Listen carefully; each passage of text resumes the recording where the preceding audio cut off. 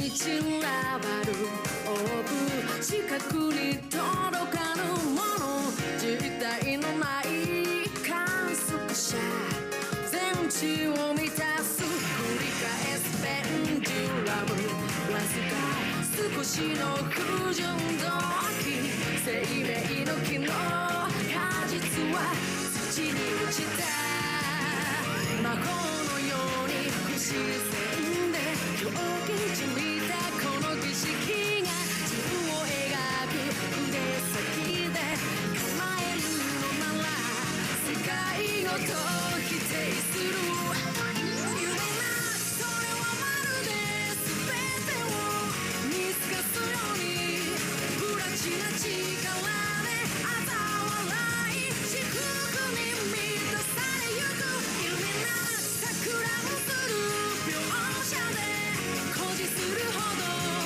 全知の力は覆り剥がれ落ちゆく仕組まれた奇跡へと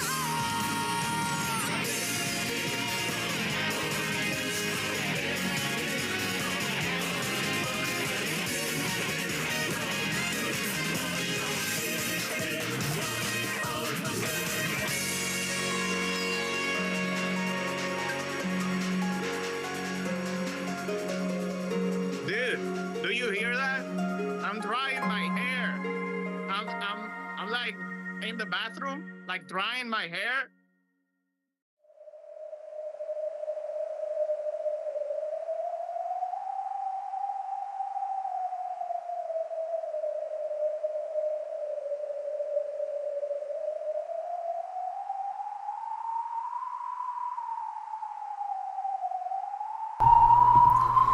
Whatever.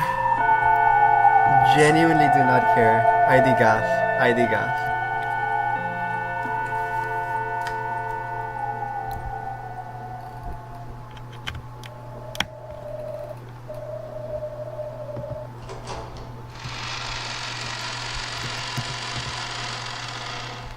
Now what? When your balls and hands blow and you hide them in an arm. Yeah, cool. Well, this song is quite lovely. The one in the game. On on Ronkenjima this day, or rather this this song.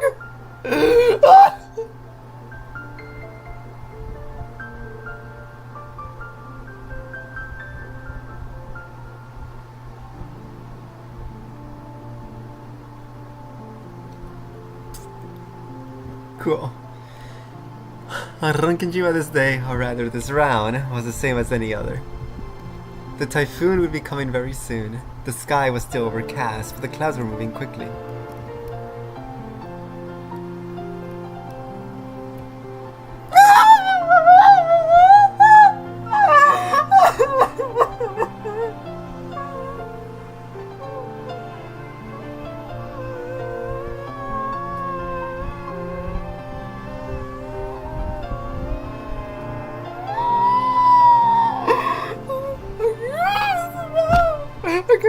Okay. The only thing on Natsumi's mind was the plan to cover up Kinso's absence again this year.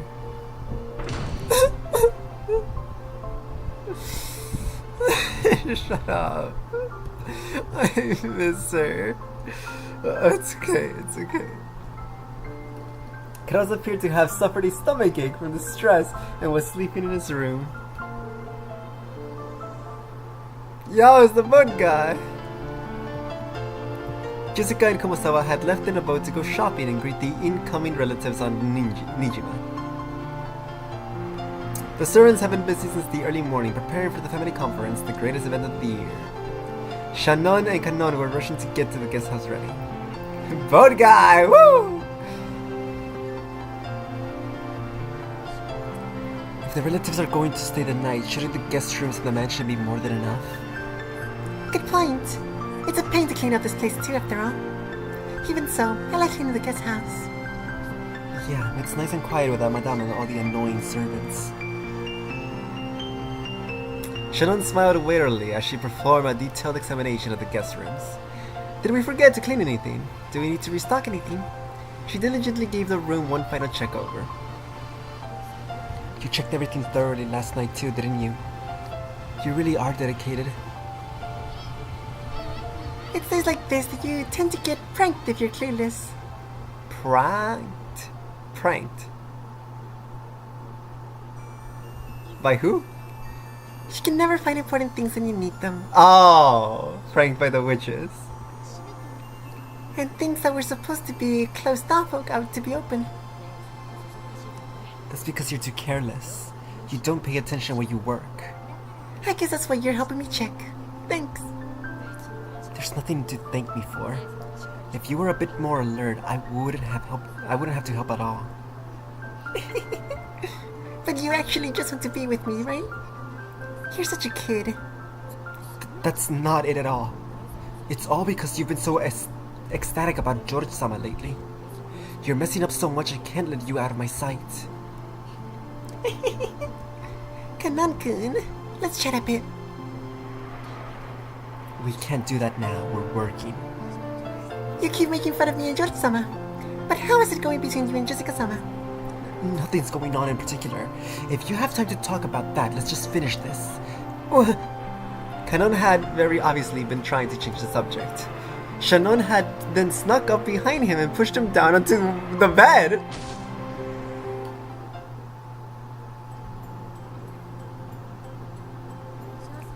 So why did you turn down my lady, when she asked you to go with her to welcome the relatives? Because I have work to do. Liar. You don't actually have any work at all. Shannon and Kanon had switched roles. Normally Kanon was the one in control, but when it came to romance it was the opposite. As Shannon had said, Jessica and Kanon were supposed to have been the ones to go greet the relatives at the harbor of Nijima. However, Kanon had suddenly claimed that he had work to do, so Kuma-sama had gone instead. Kanon didn't have any work to do. Shannon knew this. My lady told me, despite what happened after the cultural festival, she really does like you, Kanon-kun. Even though I'm furniture. That's right. And I'm furniture too. But despite that, you're in love with a human.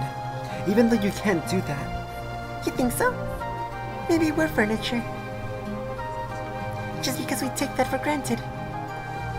I don't have any special feelings for my lady Jessica. I only think of her as the daughter of the family we serve. Really? Really?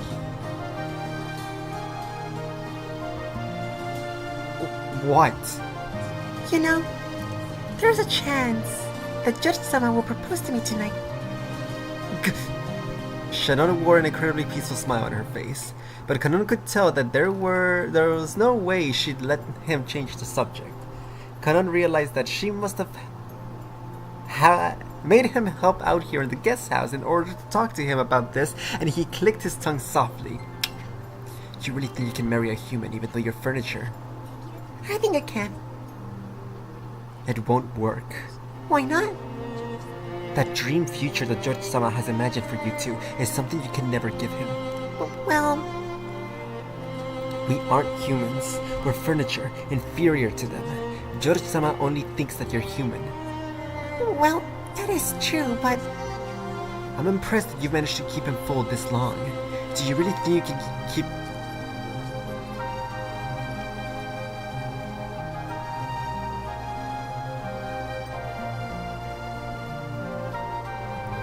Do you really think you can keep tricking him like that forever? Even though you still haven't been able to tell him that you're furniture. being furniture or being human has nothing to do with this. I believe that Judge-sama will accept everything about me. And yet you don't have the courage to check up and make sure. You know what? I think I'll accept this proposal. As Shannon looked up at the ceiling, she spoke of the imagined future that she and George would create. Though some anxiety over the future appeared on her face, so did the joy of knowing what it was like to live with love. As Kanon watched this vivid dream was being shown, he knew that none of his words would reach Shannon anymore.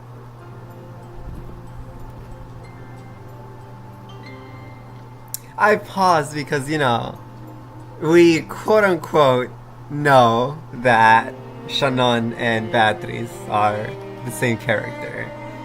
So the whole, you know, tricking him part makes me think of, you know, Sayo tricking Butler into thinking she's Beatrice. Which is why I paused. It was like, there's some subtext hidden here about what's going on outside of George and Shannon. I can only have enough energy to read one thing, Sai. No, I shall read them afterwards, just been busy. This is great actually, I just sat down on my computer with food and drink, awesome. You can just do what you want. Once you said you'll do something, you can be incredibly stubborn. Yep. I want to live my life my own way. I like to stop being afraid. Over whose furniture and who's a human.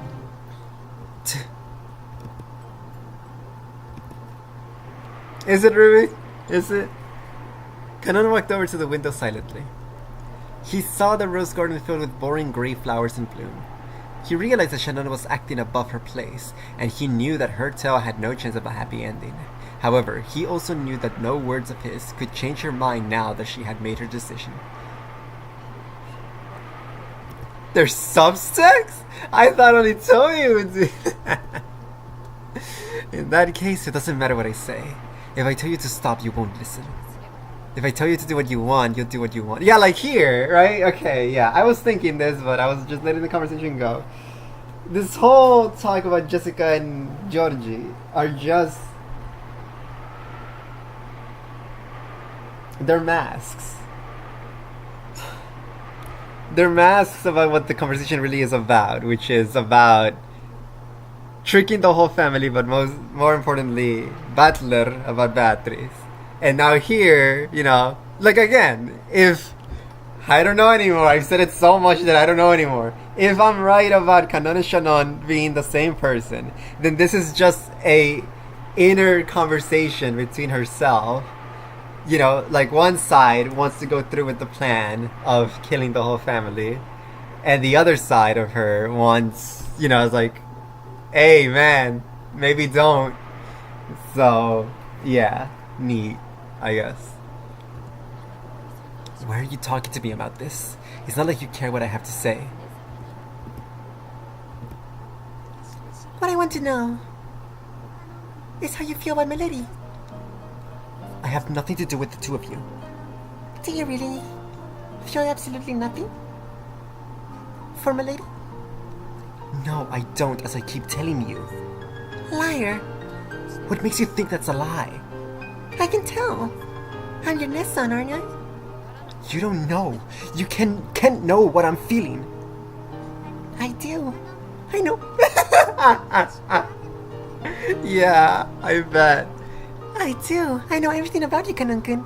If you really do know, then why did you ask? Your head and your heart are completely filled by George-sama, aren't they? And it's that sincerity of yours that I love. That's why I'm rooting for you in the only way I can. Otherwise, even I... Even I? Even I wanted to love my lady. Kanon finally turned to face her, honestly and open, telling her how he really felt. That was what Shannon had wanted to hear, and after hearing that, she pressed Kanon even further to reveal his true feelings. Cute. Oh, well, I hope you're already gone, Rayla, because this is all spoilers. But hi, Rayla. Thank you. 1 second.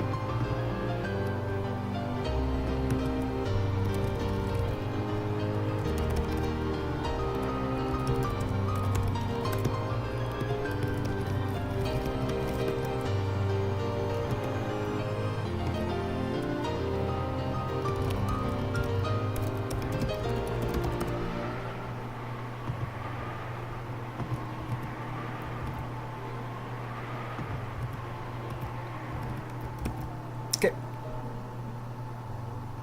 That was what Shannon had wanted to hear, and after hearing that, she pressed Kanon even further to reveal his true feelings. You can't leave it at that. I won't let you. Then what should I do? What do you want me to say? Don't try to dodge by saying I wanted to love her. All you need to do is honestly tell me what you really feel. My lady is too dazzling for me. That way she lives is dazzling like the sun. That's why I love her. I was so happy when Milady stretched out her hand and asked me to walk with her. No, I still am happy. You love her, don't you? Yes, I do. I love Milady. Finally, Kanon confessed his feelings in their entirety. In fact, by saying it out loud, he finally understood how he truly felt. As passionate tears rolled up in his eyes, Kanon finally accepted it. He couldn't stop the tears from dripping down his face. Both of us are exactly the same, locked up on Ronkinjima and living without any hope at all. And yet Milady was able to light her own path and create her own fate. She was so dazzling that I envied her. I felt as though if I could be with her, I could find my true self instead of being the pitiful person I am now. When you turned down Milady's confession, were you sad? I was! I never realized that a lie you make to yourself could be so sad, so painful, so excruciating. And I couldn't forgive myself for hurting Milady with that lie. I believed that I didn't have what it takes to ever fall in love again. But that wasn't true. Do you know what's needed to fall in love? It's something you can't get from anyone but yourself. Being furniture or not has nothing to do with it. If you decide for yourself that you won't work out, then it won't. You mustn't leap to such rigid conclusions. That's why I, over-ambitious furniture that I am, gave myself what I needed to fall in love. So you have it too, Kanon-kun. You mean I have what it takes to fall in love? Yes. If you won't give it to yourself, I'll give it to you. Thank you. I feel as though I can finally see the sea. I'm certain of it. Judge-sama will propose to me tonight. When he does, I will accept. I intend to leave this island and start a new life in our new world. If that's the path you've chosen, then I have no say in the matter. I'll leave this island, and after that, I'll never return again. Oh my gosh. I don't know what it means. I don't care. But it's just, the parallels, because Butler left the island and he never returned for 7 years? So I guess this whole time she also wished that she could have done the same.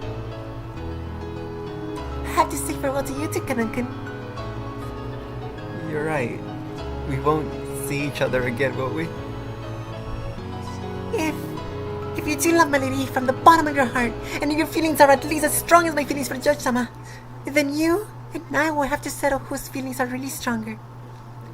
Nessan. This way is best for both of us. Don't give up on your feelings for my sake. Even though my selfishness might keep you from your happiness. I realize the same thing about myself. I know that my happiness will bring you pain. So, yeah, okay, this is confirmation, right? It's confirmation. It's confirmation that they're the same person. Because if Shannon leaves with Joruchi, then Kanon doesn't exist anymore, so boom, no Jessica. But if Jessica and Kanon get together, then he can't be Shannon anymore to be with Joruchi. So that's why they need... Come on, right? Like, no, there's... Okay, no, okay, yeah. We have no choice but to hurt each other. As she said this, Shannon turned her back to Kanon. As Kanon watched Shannon from behind, he was struck by her strength and the love she felt for him despite everything. Nessan, living with you made me happy. Me too. I wouldn't have lasted this long without you. That's why I was able to meet George-sama. I keep saying sama instead of son. Yeah, and I wouldn't have realized how dazzling Milady is if it weren't for you. I won't abandon the way I feel. I'll focus on this feeling alone, ignoring everything else, and I won't look away when I trample over your heart. Me too. I won't use you as an excuse to hide the way I really feel. Whether my love bears fruit or yours does, we'll both support Victor. Yes, I promise. And if I win, I will love Milady and treasure you. Thank you. But if I win, I'll forget you and this island and leave this place forever. Yes. Whichever of us wins, that person will pursue their love with all they've got.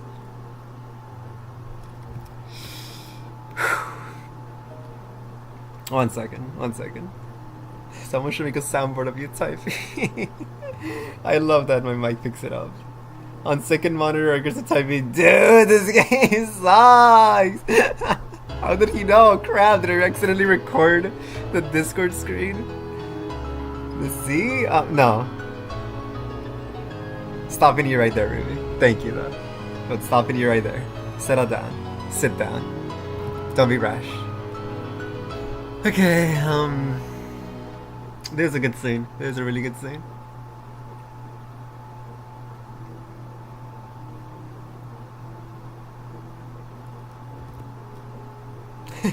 You're done.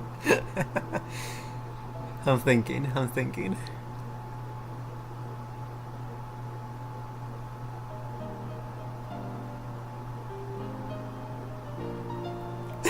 You say for every scene this episode. It's a good episode.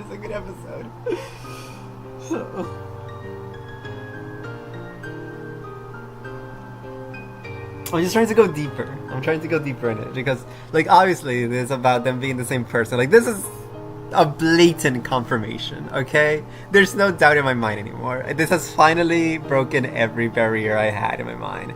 I could be told they are the same person right now, and it would not be a spoiler anymore. But there's more to it than that. I'm trying to... Okay, so... What does it mean? What does it mean exactly? Like, there's also the theme of crap, what?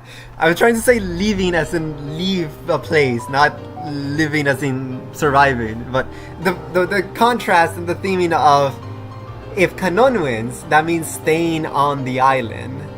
If Shannon wins, that means leaving the island. They're leaving the island. So there's already some, you know, themes and such there.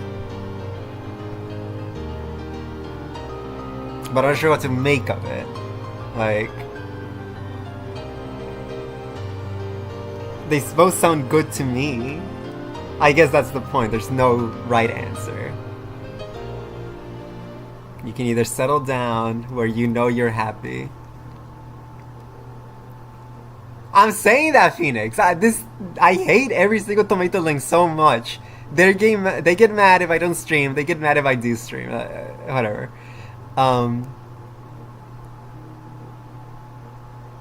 Indeed.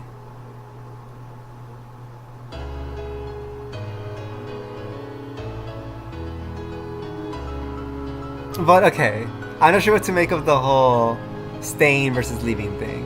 They both sound good. I'm not sure what there is to make there. But, you know, we gotta go... Ignore these two filler characters. We gotta go deeper about Sile and Butler. What does this conversation mean for her, if anything, right? There could still be the chance that... Nah, come on, there's gotta be something in there.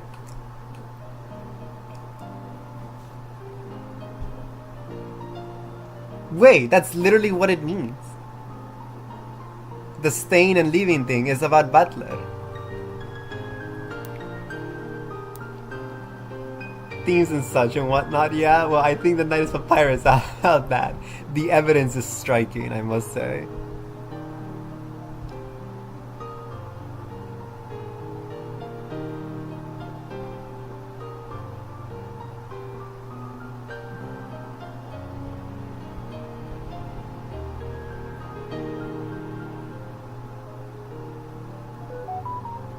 Yeah, I'm stuck. It's like, I can see the themes and such. You know, the living and staying are...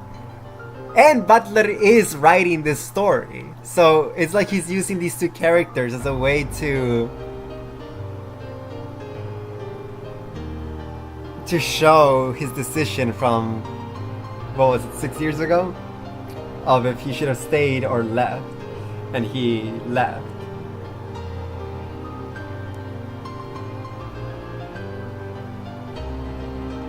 Indeed. Whatnots and whatnots. Even if they know that love will be unrequited. Yes, after all, by now, we are Not furniture.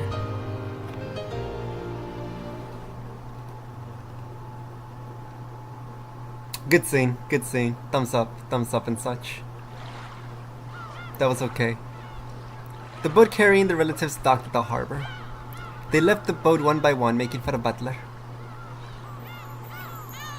Goda wasn't the only one to greet them. Kanon was there too. I forgot his voice for a second. It has been quite some time, everyone. Allow me to welcome you to Ronkenjima. I hope that your long journey went smoothly. Welcome to Ronkenjima. Ah, good. Goda complimented Kanon in a whisper. Yeah, that sure was a whisper. Kanon ignored this, looking just a little sour, and continued to greet the incoming relatives. This is your first time meeting Goda-san and Kanon-kun, isn't it, Butler-kun? That's neat! I never noticed that! Yeah, that's right, wouldn't it be?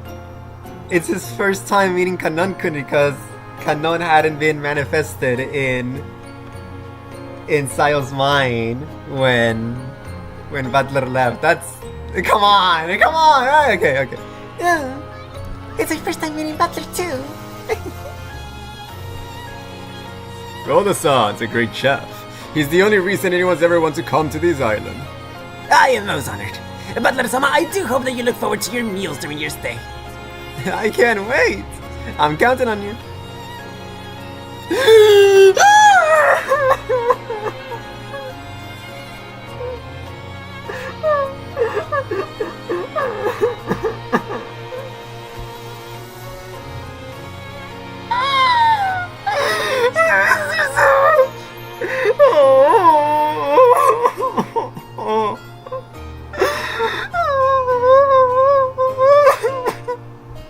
I'm good. I just... That was...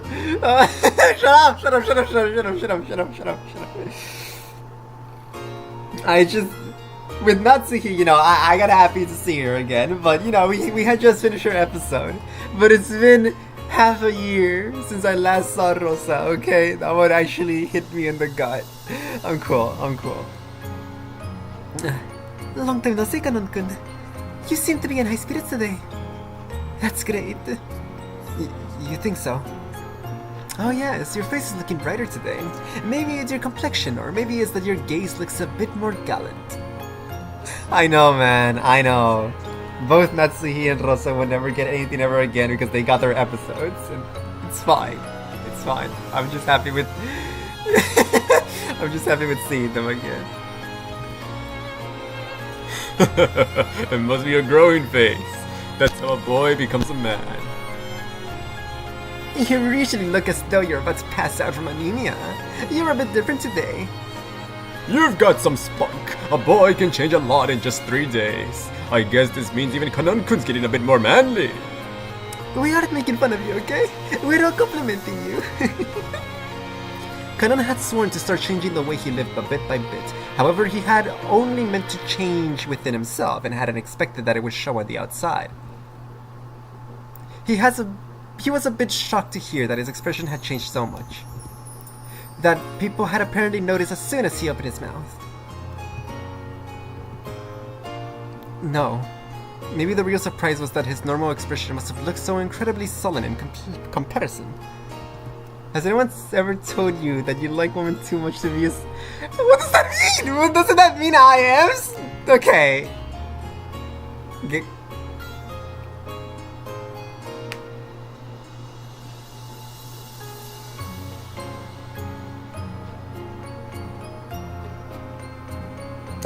Oh gosh, we're not doing this live, dude. I'm reading. Goda led the way up to the guest house. Kanon brought up the rear, helping to carry some of Kumasawa's shopping. Does my face really look that bright today? It looks that way to me as well. Did something good happen? Even Kumasawa was saying it.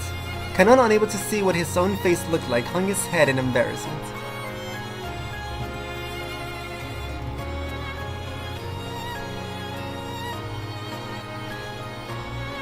When they reached the rose garden, they could see the others streaming into the guest house. Then he saw Jessica running towards him from there. Is even my lady Jessica going to say that I'm a good... Why did I read that as a good boy? That I'm in a good mood today? Kanon hung his head even deeper, and so, almost as though he couldn't control himself, Kanon spoke first. Do I really look that different? Huh?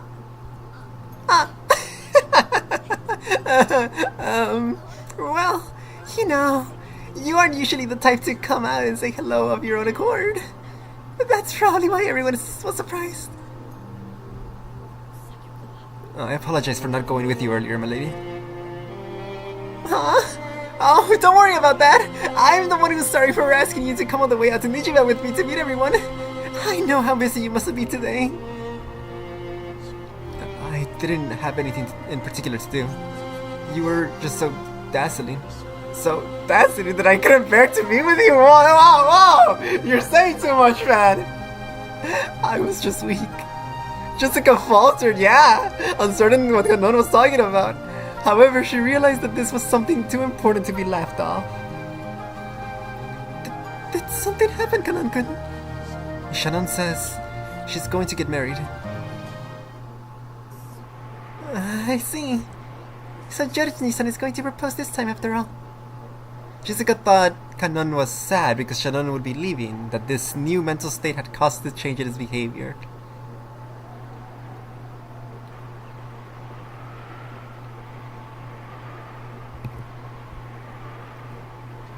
A Fredoian slip. Frudopum slip. Fredoion slip.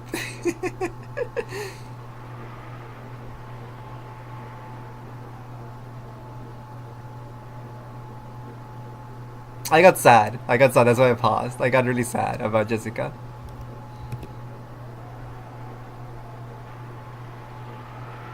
She is a very nothing burger but special character to me. So I kind of realizing that, you know, obviously she's doomed because she's dead, but if she hadn't had died, you know, the whole Shannon and Kanon thing wouldn't have worked out ever. So she was just doomed for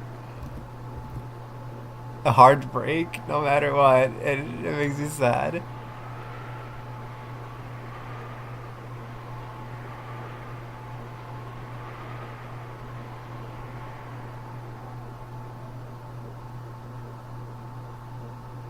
It's like Jessica's the most silently tragic character. She gets punished for trying to be herself. She wants to love, but oops, the person you love is kinda not really all that real. She wants to be a singer, but oops, you need to hide it from everyone, from your family, and lie about it, about what you're doing. The quiet tragedy, yeah. That's a good video essay right there. It's like while everyone else wears their tragedy on their sleeve, she just suffers in silence.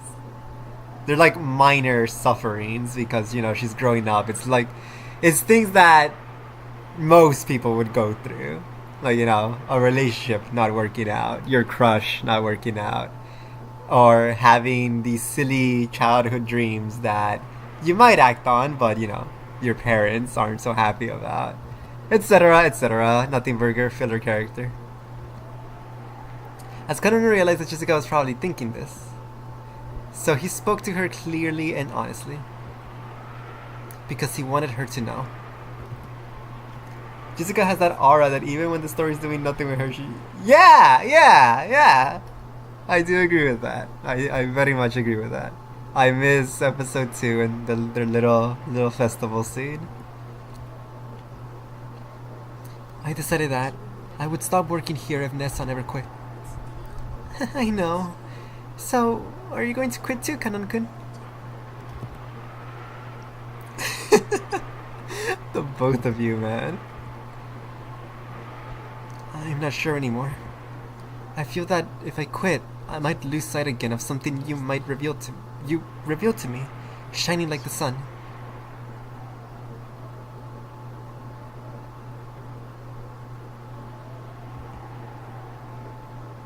Jessica could only stare blankly, unable to understand what he was saying.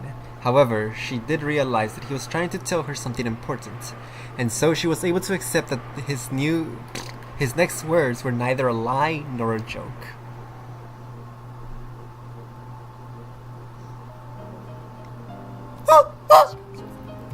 I can't read that. I can't read that. I can't.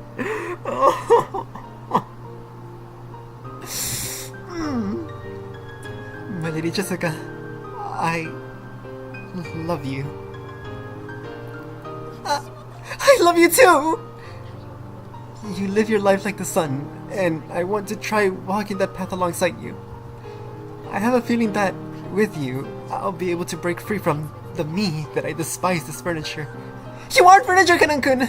And you aren't born just so you could become a servant! A boy your age should be enjoying life much, much more!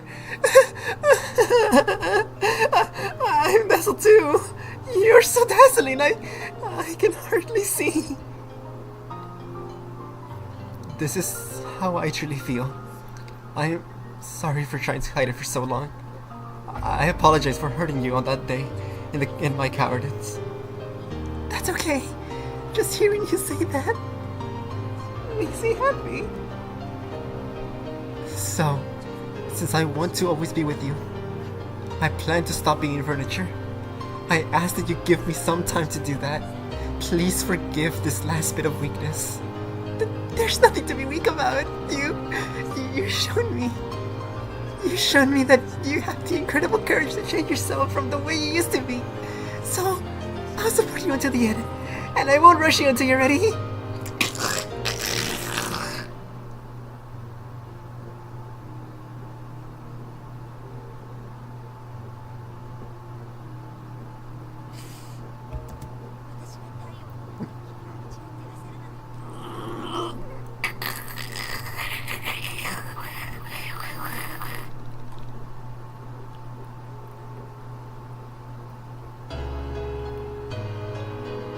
Take it, take it, take it, take it, take it, take it. If I'm the sun lighting your path, that's because I wanted to shine more brightly than anyone else, so that you'd look only at me. Without you, there's no way I'd become anything like a sun. So, I'll wait, no matter how long it takes.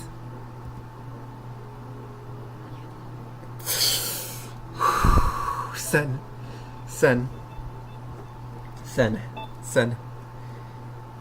Thank you, my lady.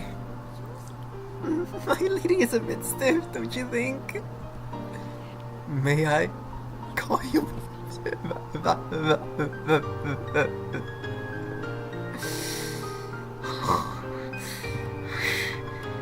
May I call you by your name?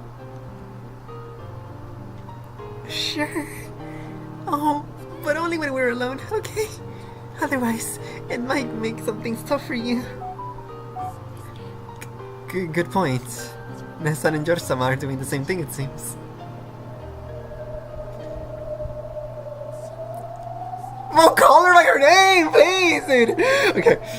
If Shonen hadn't been about to get engaged, you wouldn't have said what you said just now, right? Kanan hung his head at a loss for words for some time, but it was true. If Shonen hadn't told him about the engagement, he probably wouldn't have been having this conversation at this moment. Yes. Because of that, I was able to think long and hard. Oh, come on. You heard about Shannon and you wanted to see what love felt like yourself, right? Okay.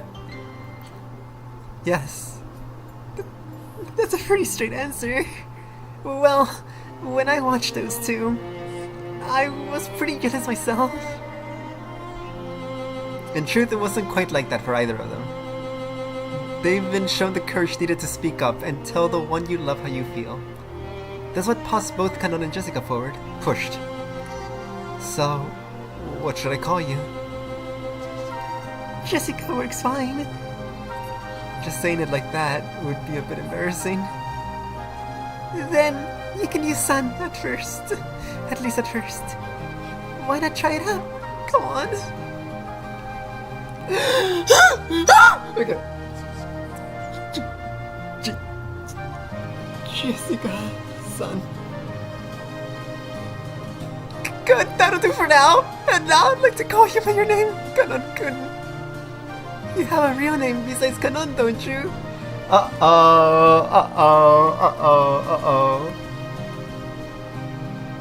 But it has the character in it, like Kanon does.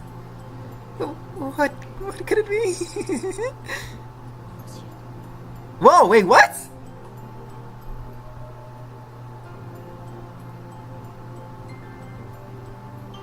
Huh? Okay, wait, no. Pause. This is good, actually. This is good. Shanon's real name is Sayo. Wait, I'm all confused now. Right, it's not like the game has told us that there's another character named Sayo. All I asked what Shanon's real name was. Because I had forgotten, I asked you guys. I just been calling the person behind all the personalities Sayo, even though that is... Oh my gosh, how annoying has that been? That's probably not correct at all. She probably has some other name, and Sayo is just a fake name on top of the fake name. Anyways, it's either that, so Kanon's real name Yoshiya is just, you know, another fake name to tie the story together. But I was freaking out because I'm thinking, what if instead it's just both names together is the full name of the person behind all the personalities. So her full name would be Sayo Yoshiya, or Yoshiya Sayo. I don't know, nothing burger, I guess. It's because I was so happy, like, whoa, connection made. It's probably both names together. But then that made me think, wait, it's not like I've ever been told that Sayo is the name of the person behind everything. So it's likely incorrect. My name is Yoshiya. Oh, how is it written? Jessica tried tracing out various characters on her palm of her hand, and then Kanon used his own finger to write out his name on her hand. You write it as... So, you're Yoshiya-kun. Yeah, that's a great name. Totally better than my weird name. That's not true. My Lady Jessica has a wonderful name. Hey, say it again. Huh? My Lady Jessica has... One more time. My Lady Jessica has a wonderful... is something wrong? No big deal. Thanks. Yoshiya-kun. Whatever, man. The red flowers of the rose garden seemed to celebrate the two lovers whose feelings had finally connected. The scene was watched by one not human who gazed out quietly from beneath the rose garden arbor.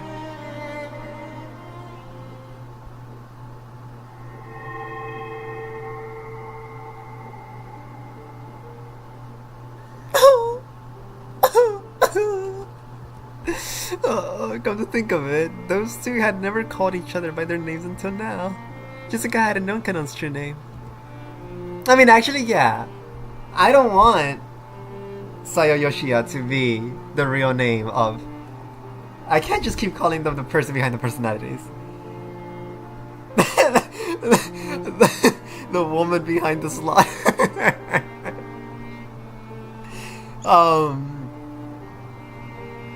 Yeah, I was saying I don't want Sayo Yoshiya to be her name because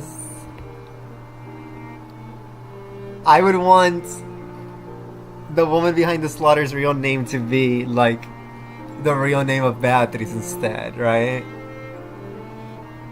I don't know, whatever, I don't care. Arigato. I do really like blonde-haired characters so much. I feel like...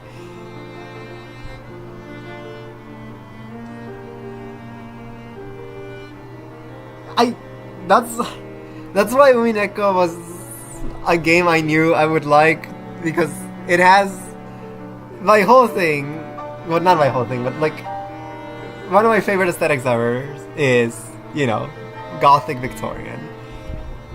That's why I love Black Butler and whatnot. And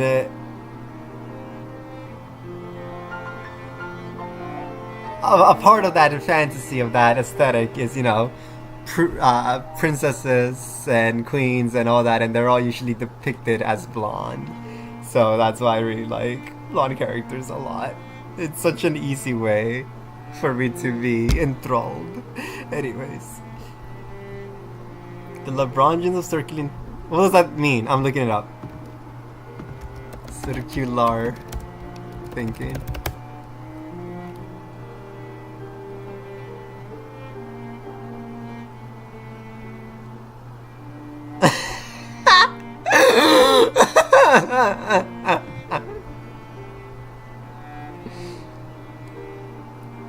Yeah, man. No. You're right. You're right. Every single theory of mine is never proven by things in game. They're proven by things that I've said, which proves the next thing, which proves the previous thing.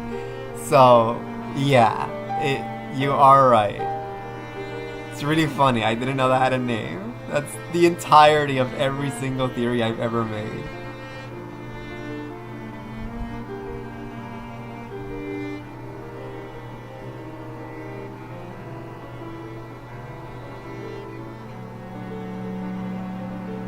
Like, my entire manifesto was that, wasn't it? Kinso has the gold because he was a war veteran, which nothing has ever told me that. And because he was a war veteran, that's how he could have gotten the gold. That's a circle right there. Whatever. I keep forgetting to tell you that in EOA there is this girl with blonde hair and a Swedish accent, and every time she pops on screen, I catch her. I would like to see her. Yes.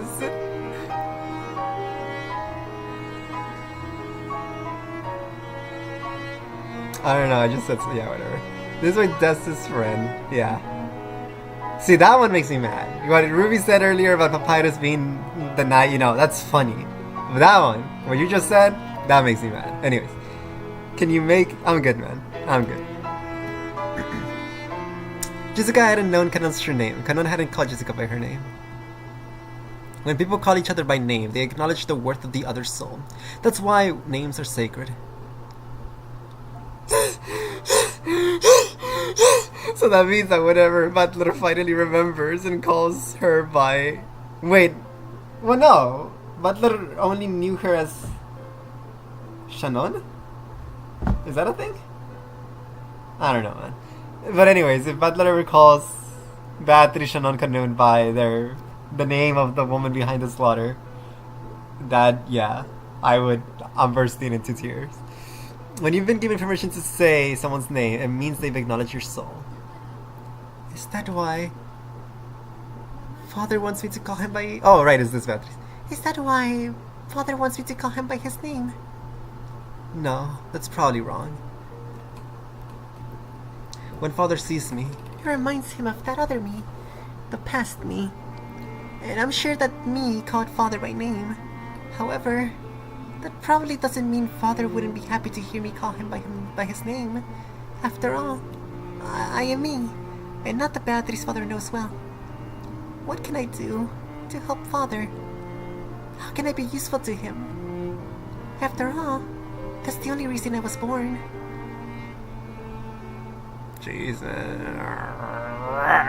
Okay. Hanging her head, Beatrice sat all alone in the Golden Lands arbor next to the rose garden, and she was watched by the Witch of Theatergoing and Hermiko as they sat across from each other. How many cheese and crackers? I'll make squeeze me. Poor kid. Yay. I never thought I'd see you feel compassion for Beato. It'll be too cruel to call this Bato and the former Bato the same person. They're completely different people. And maybe that, by the rules, this Bato is the Bato. However, saying that would be horribly unfair to her. Butler must be very depressed to have things end up this way after reviving his former rival. I sort of get Oni-chan's despair, but I can understand how this kid feels too. No person can become a replacement for another, not even a past version of that same person. Compared to the young boy and girl who had found new versions of themselves by calling each other by their true names, this witch looked very oh my gosh, this song, dude. It makes me feel like I'm in space. The witch knew that she was an illusion created by the image of the person she once was, and she also knew that it would only hurt Butler if she were to try and pretend to be that person. And despite all of that, this Bato wants to be useful to Butler. How admirable. Is that the purpose for the witch known as Beatrice? And that is what she claims. She says that she was created to be of service to Butler. So Bato, who was born for Oni-chan's sake, eventually commits a serial murder, and drags Oni-chan into a bizarre game that she calls eternal torture. I don't get it. I believe you also understand that one can become a different person over 1,000 years. It's so Pikmin as well. This song reminds me so much of the Pikmin soundtrack. It's like, it sounds identical to the song that plays when you're in space after the end of the day. Anyways, at the very least, Beatrice was once a pure creature who was born for Butler's sake. It's also very clear that in her current feeble state, she doesn't possess any of the courage or motivation needed to bring about such fearsome serial murders. That means the sinister witch we all know must have changed during the 1,000 years since birth. We keep getting this 1,000 years business, but I get the feeling that those words are just a metaphor for a really long time in the world of witches. As you get closer to the world of gods, the concept of time becomes increasingly vague. 6 years can become 1,000, and 1,000 years can be nothing more than a quick nap. One can feed an eternity long enough to be deserving of the title 100-year-old witch in a mere 2 weeks. In other words, the pure Bato transformed into the cruel Bato. During 6 years, that could be called 1,000. So does that mean something bad happened during those 6 years that made her hate Oni-chan? That doesn't make sense. During those 6 years, Oni-chan was not only stayed away from Ronkenjima, he even stopped using the Ushirmiya name. He had nothing to do with that change. Her hatred has got to be totally misguided. ... She didn't know what dialogue choice to pick.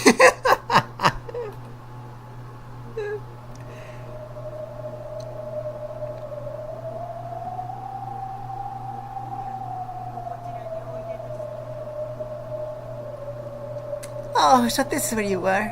Shall I make you some black tea? Kumasawa-san, there's something I'd like to know. Oh, very well. What is it? My name is Beatrice.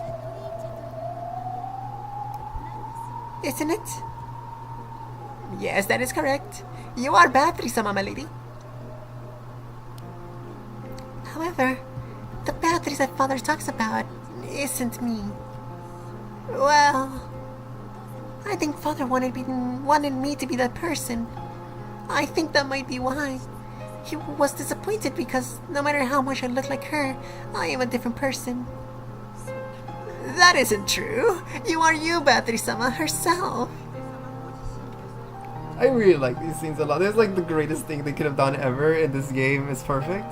I remember all those times before after we learned about the Rosa Beatriz, about how I made like a lot of headcanons, these little thought about how Genji and Kumasawa acted towards the Beatrices and Kuwadorian. I said about how Genji, how we see Ronabe act towards Beatrice, of how trying to make her act like a lady and not be so disgraceful, undignified, is probably how Genji acted towards the mini Beatrices, trying to get them to be in line to what Kinso wanted so they could not be yelled at by Kinso.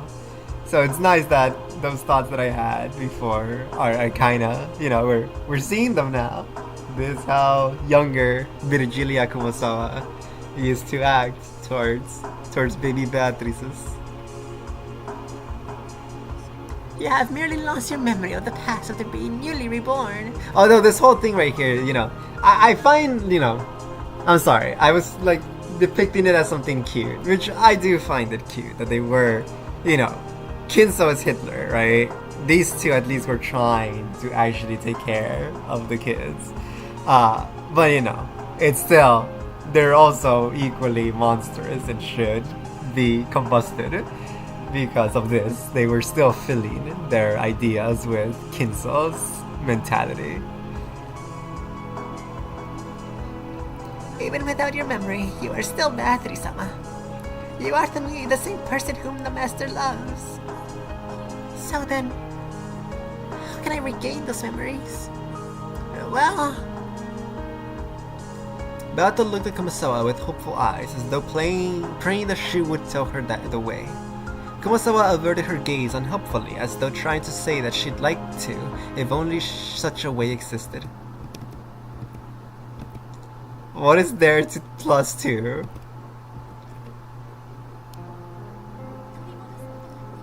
If I can regain those memories, can you at least tell me what kind of person the Beatrice's father loved was? That much I can tell you, but... I was born for father's sake. So I want to become the golden witch Beatrice that father desires. Beatrice-sama? I cannot use magic. However, if the witch father desires can use it, then I will learn. I want to become the witch he desires. That's the only way I can repay father for creating me. That's admirable. Without 1,000 years gone wrong, she really is an incredible kid. A chick of a witch, very interesting.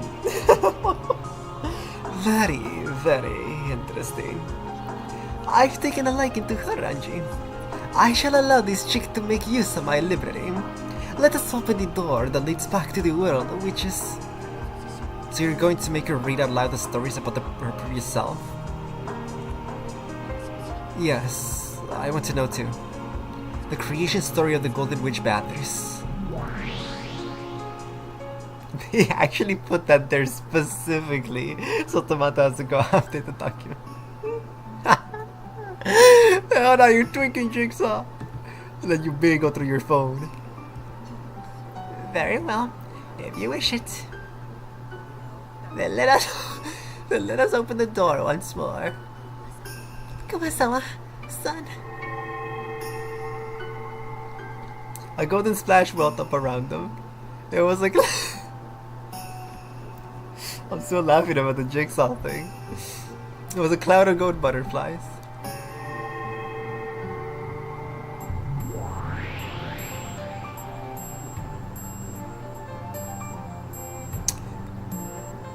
It's not like they were trying to hide it, but it's a bit like... I didn't expect it to be right in your face like that. I guess they were already like that with Ronove, when Jessica called Ronove similar to Genji. With a flash of gold, the form of the old lady transformed into that of a witch in a dress. You must choose the path that you are to walk down. Let us call it a path of roses. The beautifully blooming roses may encourage you, and their thorns may torment you. But even so, it is a path that you've walked down before. You may pass through the same 1,000 years. You may pass through a different 1,000 years. If you wish, you may even return back to whence you came. I'll move on forward. Bro, first time you meet with Virgilia was her transfer. Really? Bro, I completely forgot. Okay, I guess they never hit it in the first place. I was making a mystery out of nothing. Classic. Right, during the battle, the battle with Odin and whatnot. Right. Yeah, totally forgot. I'll move on forward. I don't want to spend 1,000 years in this garden drinking tea. Yeah, the Twin Towers. I, Beatrice, was born for father's sake. so I want to live for Father's sake. Please tell me about the Golden Witch. The Great Witch spread her arms, communicating the other unbending determination to the brilliant heavens. At that moment, a brilliant light covered the two of them, and before they knew it, they were in a strange study.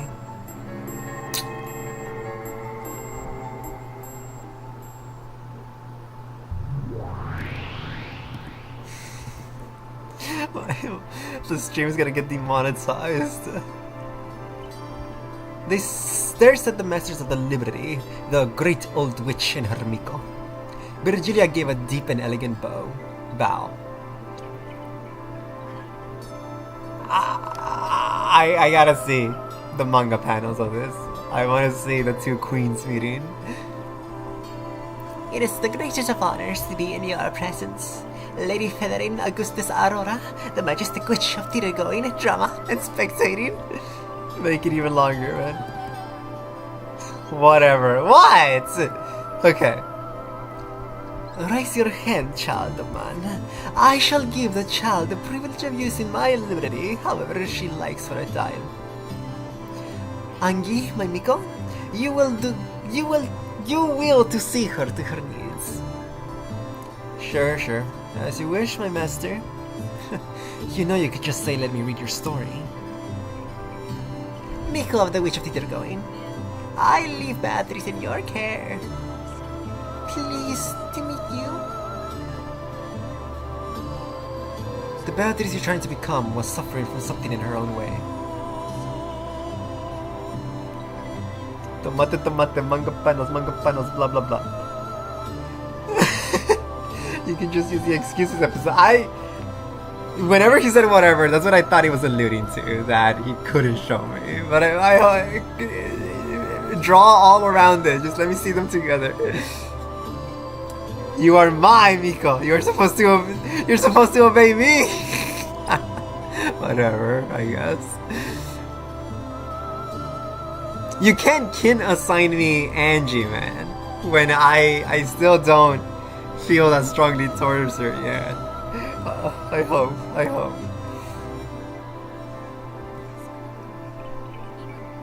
At the very least, you've been released from that for the time being. Will you really go on a journey to regain those shackles? Yes. I want to become the Golden Witch. That is the reason I was born. His lazy ass Dep's saying whatever because he has to go get... You're absolutely right. I just had more hope about him. We can kin assign you to whoever we want. No comment. No.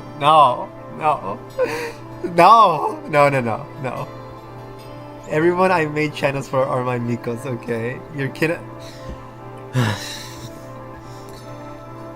I, the Endless Witch, and Finite Witch Publius Virgilia Amaro, ask that you make her journey through purgatory a pleasant one, granting her your protection. Huh? Let it be known that as the Miko of the Witch of Theater-going, and as the Endless Witch and Apprentice Witch of Resurrection, I, Angie Beatrice, do humbly accede to your requests, or whatever. Federine snorted. So, you also bear the name of Beatrice? That's right.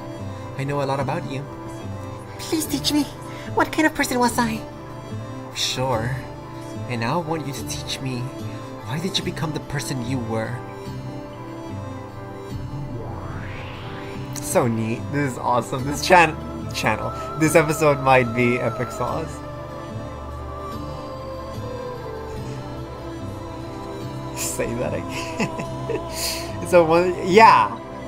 I'm getting close. I'm getting close to getting rid of this chat again.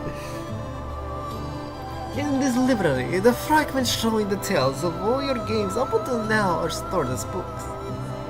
By reading them, you should be able to learn everything that has happened before now. By reading them, can I become a Golden Witch? To become a Golden Witch, one must solve the Epitaph of the Gold. And this trial cannot be skipped, not even by Beatrice herself. I'll do my best. So please, let me read the books in this library. As admirable as ever. Why are you so set on ending up like that again?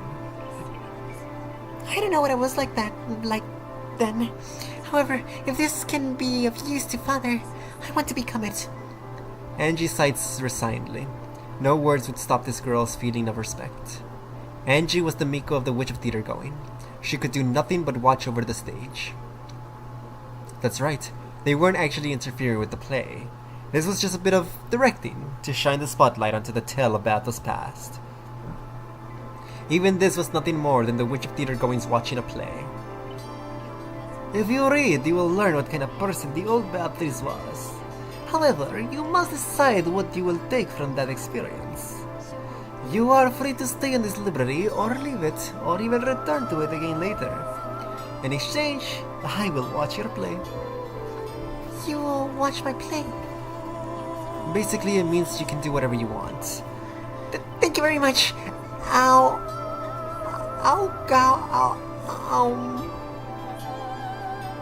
Oh, oh, she was trying to pronounce Augustus. Oh, that's so cute. Okay, she likes it when you call her Featherine. Ah, why did I say that with that accent? Okay. Thank you very much, Featherin-sama. After being welcomed by Featherine, Battle left on a journey to discover herself. The tale connected the old tale with this new one. It wove them together. The 1,000-year-old tale about her return to its starting... What? About her return to its starting point, becoming a snake eating its own tail. The 1,000-year-old tale about her returned to...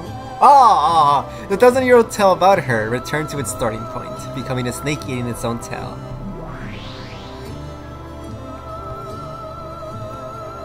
The ring of that snake began slowly, bit by bit, to turn into the shape of a small island floating on the sea.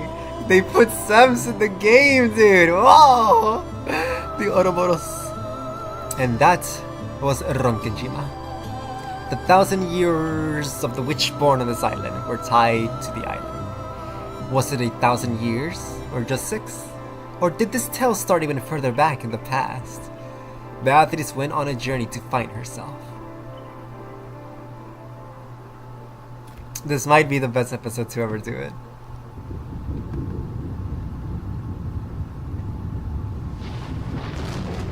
Oh, brother.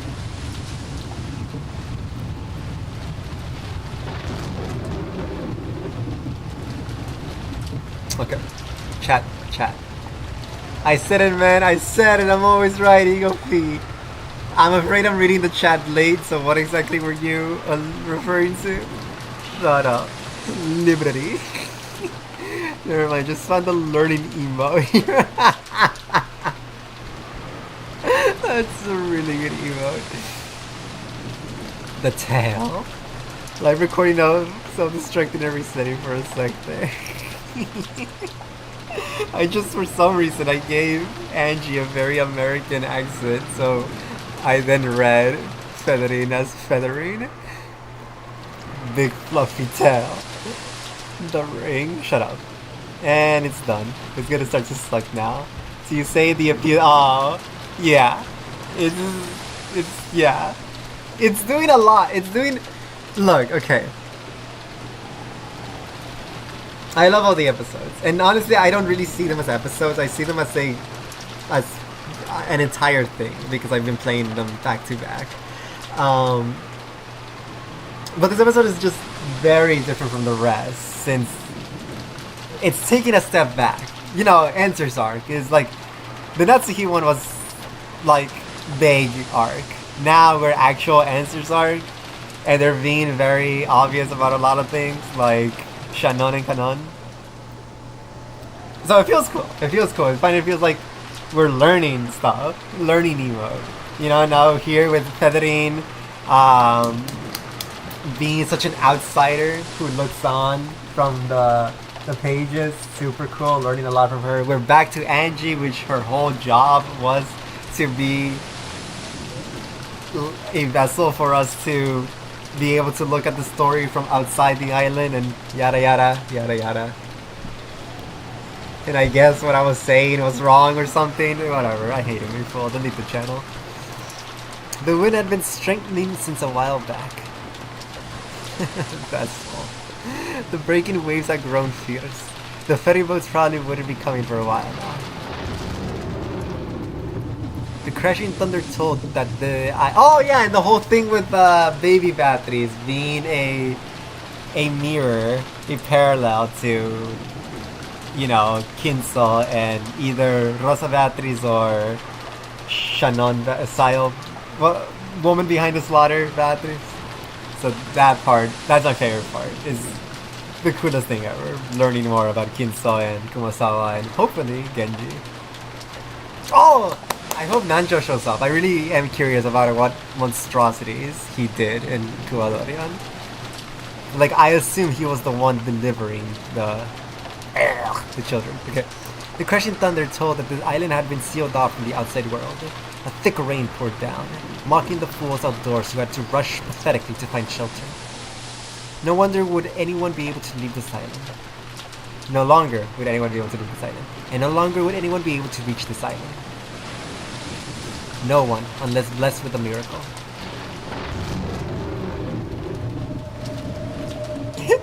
Deliver. Wait, man, did you actually come up with that? That's good. I like that a lot. I've never heard that before. Delivery. That's gold. That.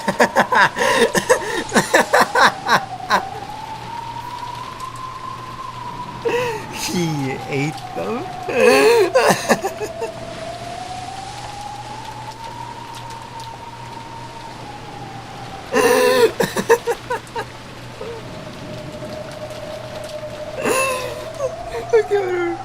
You should start saying, I'm not doing that. Moving on.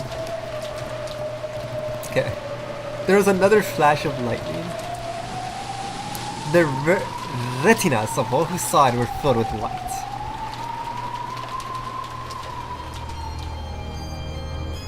Screenshot. Okay. Wait, listening. Patchwork Chimera. Like, come on, right? Let me type something while we listen.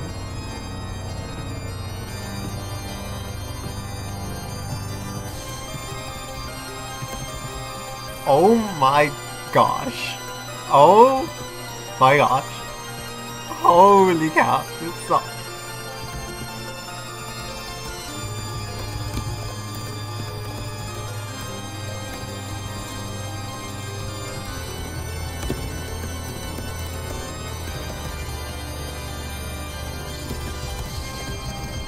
Oh my gosh!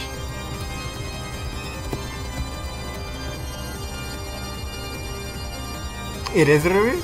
Yeah, I don't doubt it. Wow.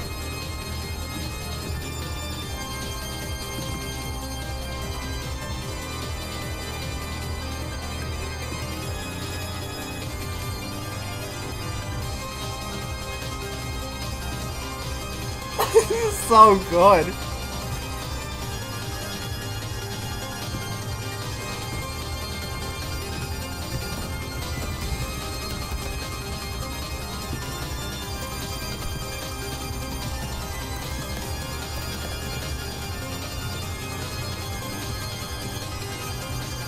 Surely it won't come back somewhere else. It's raining somewhere. Yeah, okay.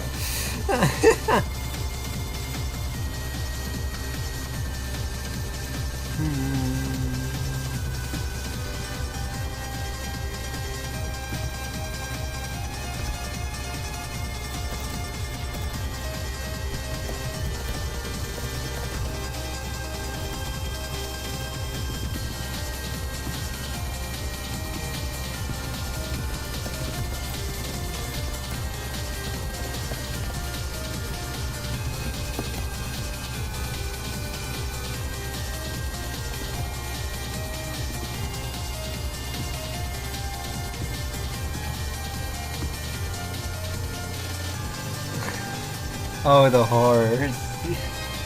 Anyway, we are here. I sent you pics of the girl I mentioned. Thank you. I don't want to see them right now though. I'll freak out too much. Back to vague posted, yeah, whatever. As that white faded away, an eerie shadow pulled itself up amidst the raging waters of the beach.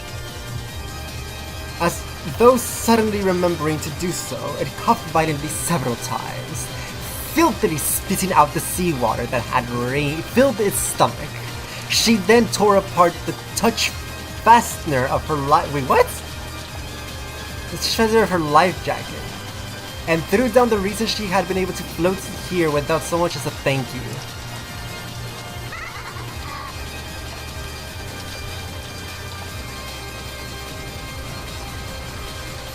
Oh, I see now.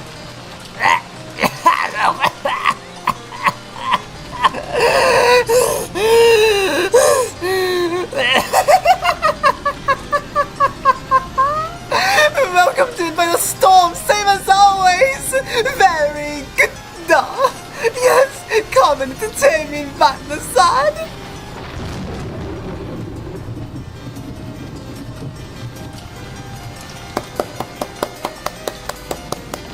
Short chapter, so we're doing another. Huge. So is she the patchwork chimera? That's wild.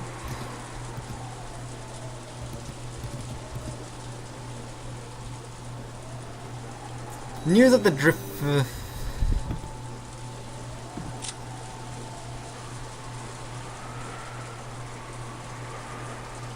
Fell from the pleasure boat Eternal Maid II, mid-cruise in the waters near Ronkenjima. She washed up at Ronkenjima on October 4th, 1986. The Orishima family welcomed her as a guest. She managed to drift to the island unharmed thanks to several miracles, including her life jacket she was wearing.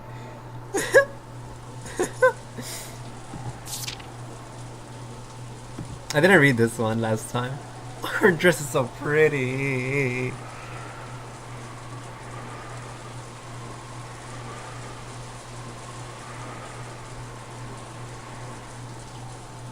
What an odd design. Federica Augustus Aurora, the majestic witch of theater going, drama, and spectating. She has tired of life after 1,000 years and constantly repeats the cycle of life and death. In the past, she served as the master for numerous games as a legendary witch, but her legend, glory, and memory have already disappeared into the past and been forgotten. Only the solemn medal she wears on her chest retains those memories.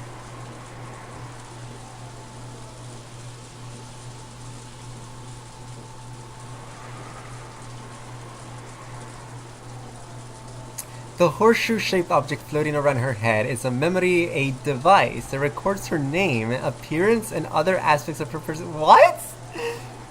She is so old that she would not be able to preserve her own individuality without this. Man, what?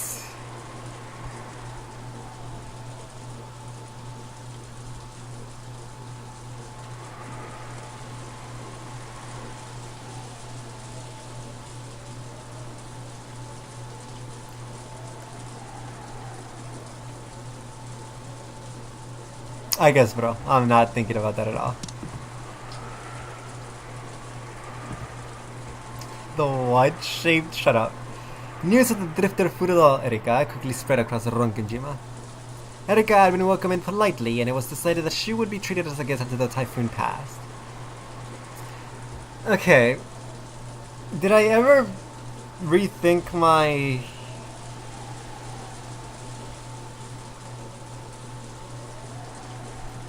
Let me think.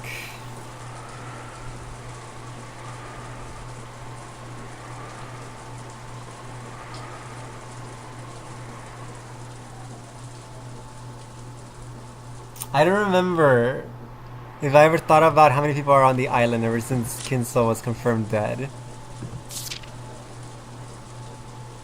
1, 2, 3, 4, 5, 6, 7, 8, 9, 10, 11, 12, 13, 14, 15, 16. 17 with Erika. 18 with Kanon.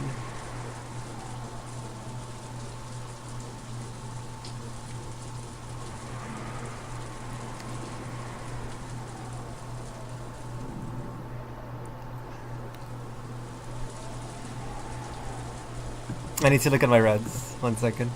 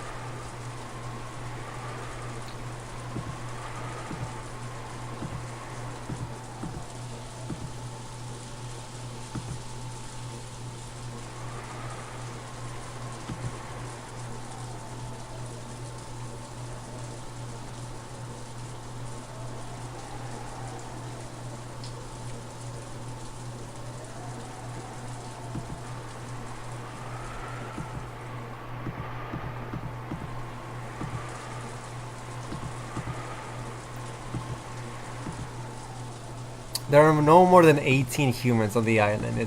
That's the thing. But I only count. What? 1, 2, 3, 6, 7, 8, 9. Okay. 1, 2, 3, 4, 5, 6, 7, 8, 9, 10, 11, 12, 13, 14, 15, 16. Oh yeah. Wait. 1, 2, 3, 4, 5, 6, 7, 8, 9, 10, 11, 12, 13, 14, 15, 16. So in reality, it's only 16. But if we count Shannon and Kanona separate, it's 17. And if we want to count Erika as part of it, it's 18. So there's our 18. So there cannot be anyone else. But we know there's no need for anyone else. Because the woman behind the slaughter is, you know, she's both of these together.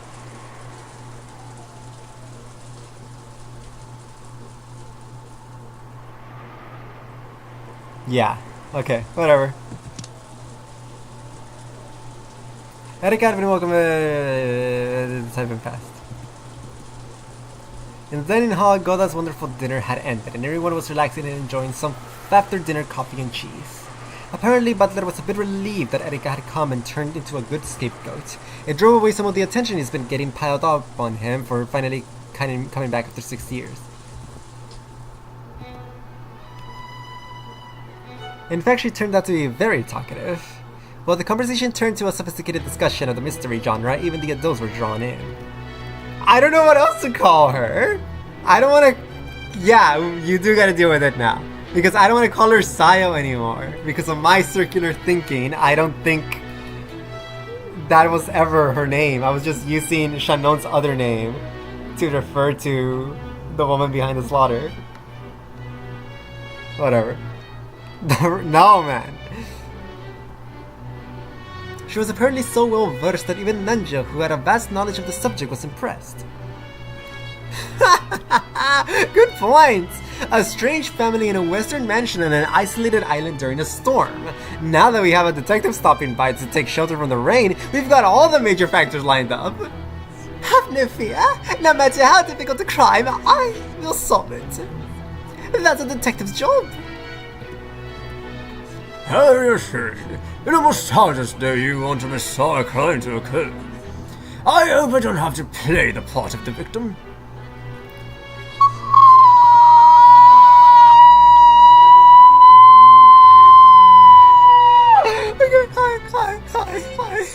Hi. Dear, you mustn't say such things. Well, that's her only line ever.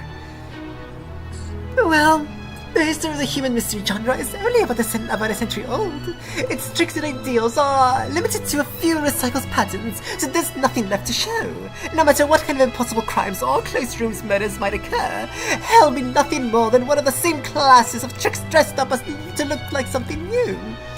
The only reason mysteries still make for popular books today is because self-proclaimed fans, those who walk out piece together knowledge and who have hardly read any of the classics, mistakenly think that a classic trick they didn't know about, through lack of proper study, is actually something new and surprising. Everyone couldn't help but gape at this imposing claim. If an age crit had said it, they would have been one thing, but to think that a young person like this could say it so boldly.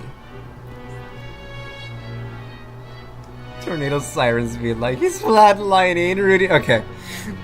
Stop bringing up Deltarune. Stop bringing up Deltarune. No more. No more Deltarune ever, okay? Whatever. Mystery is a genre that ended a half-century ago, at least as far as I'm concerned. However, thanks to countless ignorant fools, I get to play my part as a detective. By that argument, wouldn't it mean that romance was perfected back in Shakespeare's time, so everything after that isn't worth reading? Exactly! So if you just read Romeo and Juliet, it's the same as having understood all of romance. That's ridiculous. It's not like there's any need to read more books than everyone else just for its own sake. But on the other hand, you can't be so satisfied with just a few stories like that. Sticking to classics of the past and never reading anything new is a sign of excessive nostalgia, don't you think? That sounds to me like the excuse of an old person who can't be bothered to read more. I see. I guess I need to read at least as much as you, or else I'll probably lose in an argument. Me? I don't read books.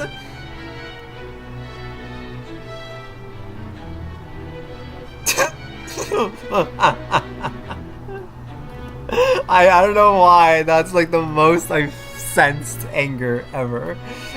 Like I felt that in my bones.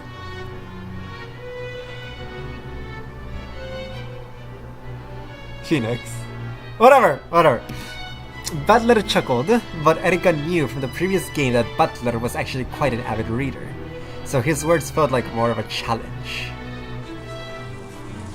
You're so confident in your reasoning abilities, you must be really good at quizzes and puzzles, right?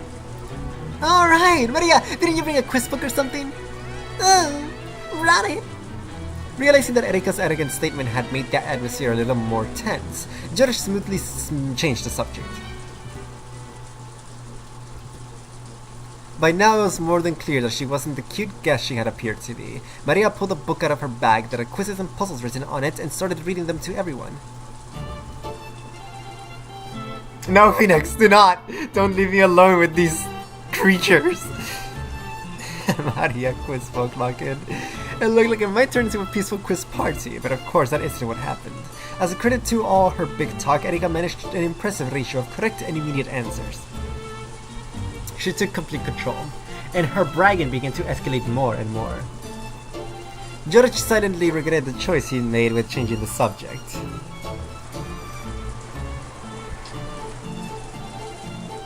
Water break, water.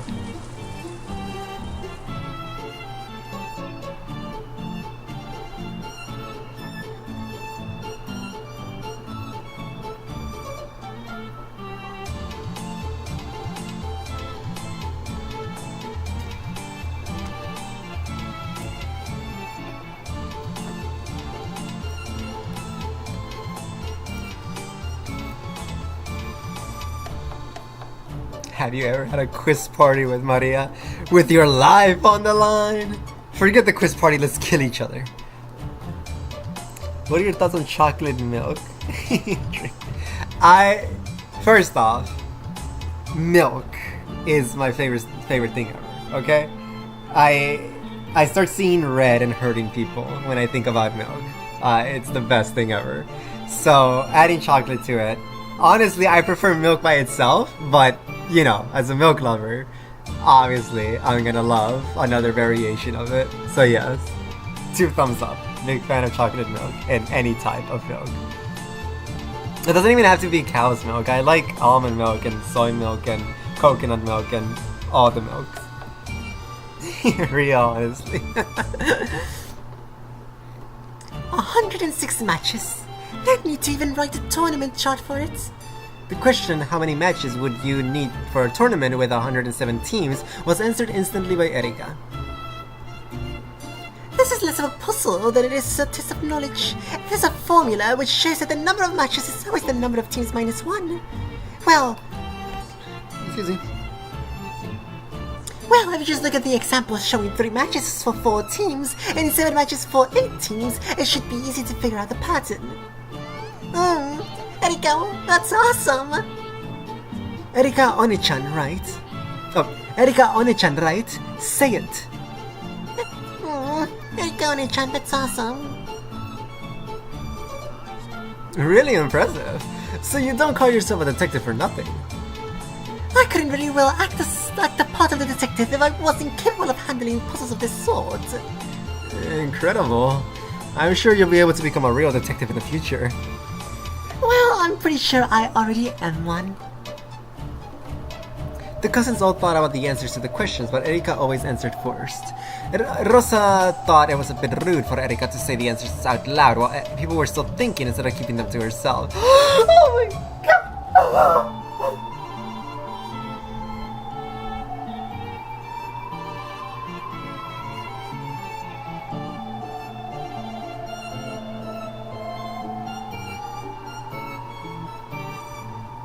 It just says a lot about Rosa that she thinks that.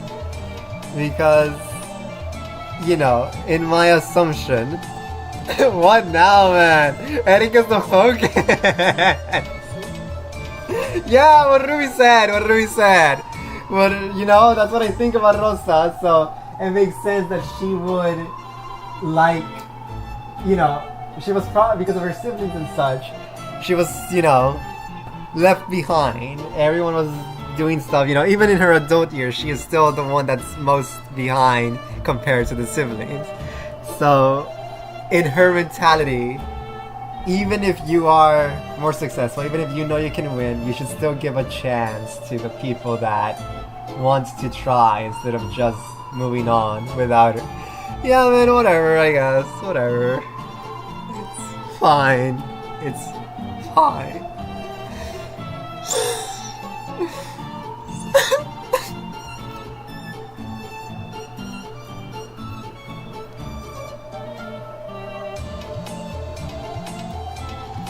Whatever.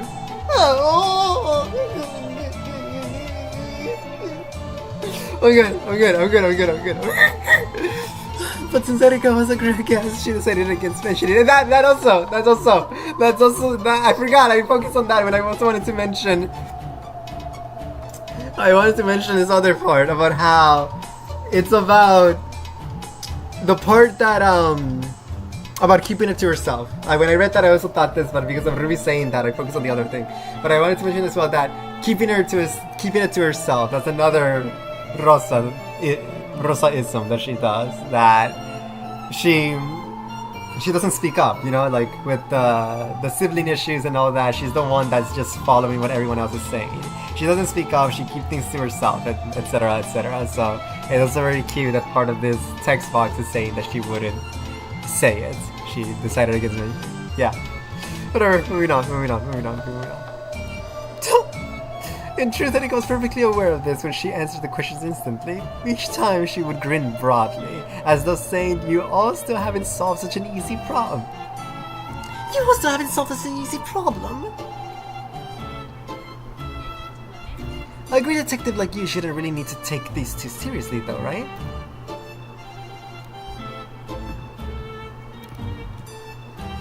Good point. Even though these are just for childish questions, I was getting a bit too serious. I'll take more care, so let's have the next questions, please. Alright, I won't lose this time. Maria, next question!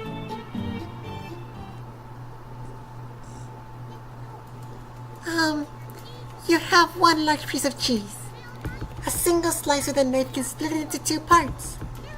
So, what is the lowest number of slices you can make to cut it into 8 parts?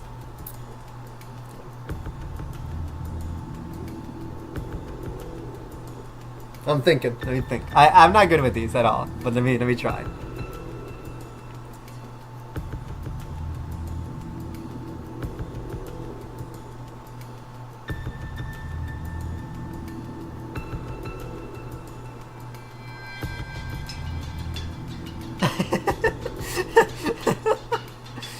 Okay, man. Gulp.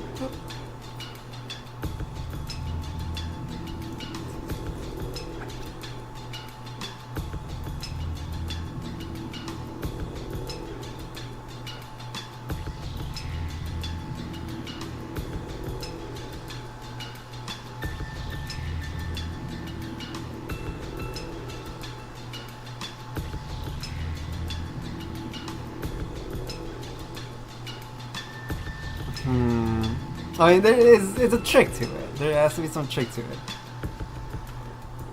It's not just the answer of saying how many. There has to be some geometric perfect slices to make it into 8 with 2 slices or something. Or maybe I am overthinking it and it is just a child question.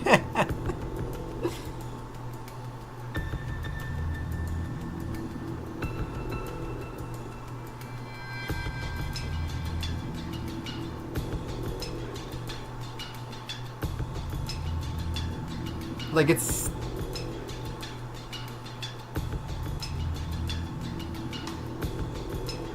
there should be 3, right? Like the first one, 2 parts.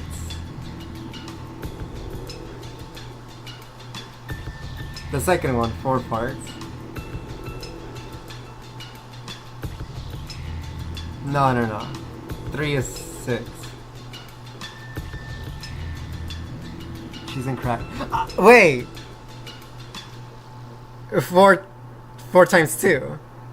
It's one horizontal cut, 1 vertical cut, you know, to create 4 slices. But it's a wheel. It's a 3D object, not a circle. So the third slice could be like, I don't know how to say it. Like turn the whole wheel so that the side is pointing up and cut it from there. Cut it, you know, so that you create... They're 4 tall slices of cheese, but you cut them so they're 8 short slices of cheese. Yeah? Whatever, man. Yeah. No, I know this one. So I guess I'll stay quiet this time.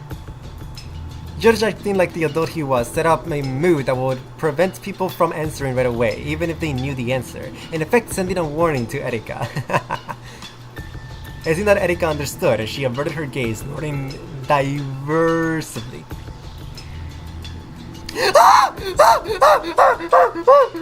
Okay. Even she joins in on the... Okay. I'm cool. To make 8 pieces, 4 slices would be enough, right? That's dumb. It would hardly be a puzzle if that was the answer. They're both what I was going through just now. I was like, well, it can't be the obvious answer that, 4.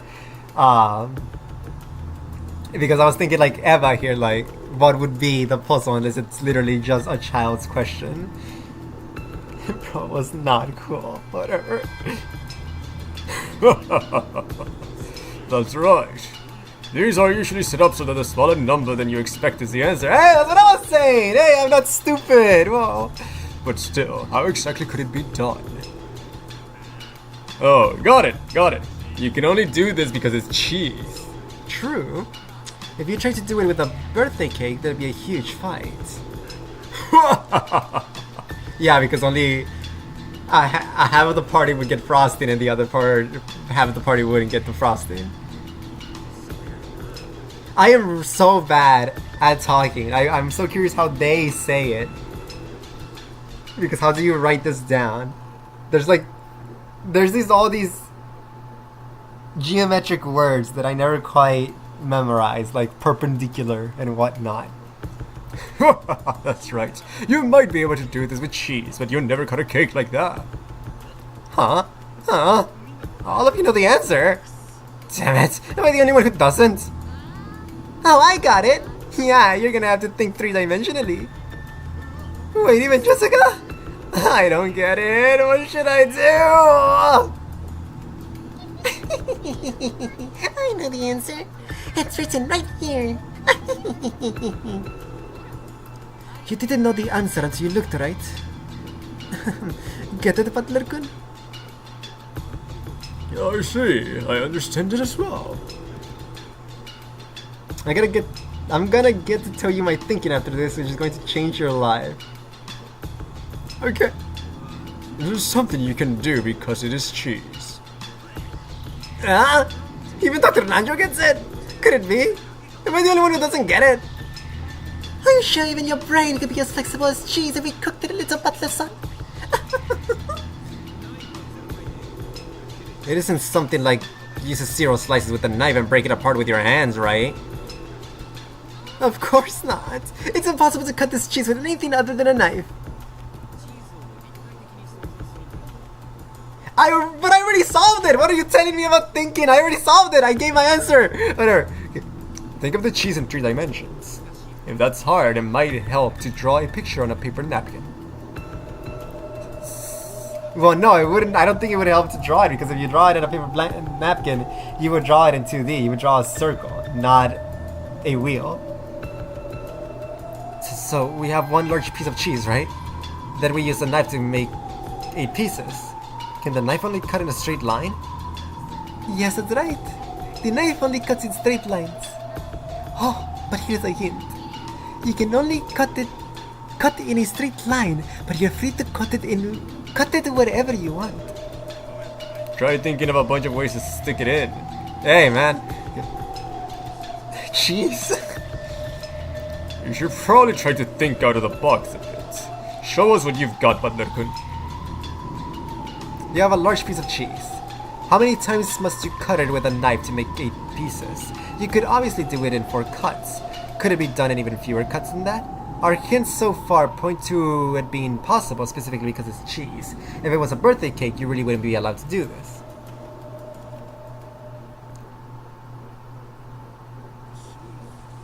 Cheese. Cheese. Something you can do because it's cheese. Oh. Oh! I've got it! I got it! I was totally tricked. This isn't something you could think of if your mind's all stiff and rigid. Seems like you finally hit on it. Hopefully it actually is the right answer. Wait, I think he's gonna say some... He's gonna say something. He's gonna say something and not the answer. It's impossible to cut the cheese with anything except a knife, right? The knife can only cut in a straight line, right? There aren't any other rules, right? Right? He's gonna say some bull crap. Not really. Alright, then that's gotta be it. That was a tough one, almost like a riddle. You're just gonna get beyond cutting straight down from the top of the time. You make 2 cuts from the top to get 4 pieces. If you keep it like that and get cut across the sides, split it into upper and lower halves, you get 4 times 2 equals 8 pieces. That is a very good way of saying it, yeah. Whatever I was saying was... that's what I said! That's what I said, okay? It's just I said it wrong. It's an answer you can't reach unless you think 3-dimensionally. In other words, the correct answer is 3. Eh? Really? I thought the correct answer was 1. What kind of magic did you use? There's no way in the world you can manage it with 1. This isn't a riddle, it's just a normal math problem. Eh? Oh, really? I thought of the 3-cut method right away. Okay, man. But I figured that was too easy, so I guess I tried to twist it too far. Bro. Butler's answer is smaller than the one in the book. It's Butler, right? Oh, what?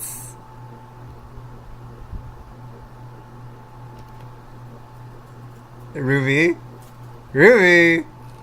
Ruby! Ruby, Ruby, Ruby. No.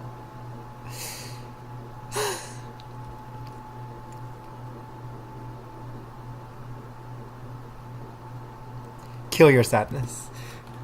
Yes, he is. Butler's son is right. The correct answer is 1 slice. Okay, let me think. Oh! Wait, no.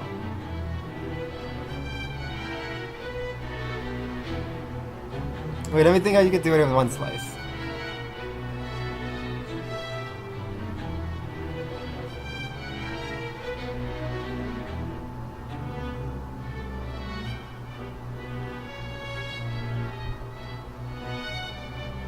I'm not gonna figure this one out. There's no way. But let me try.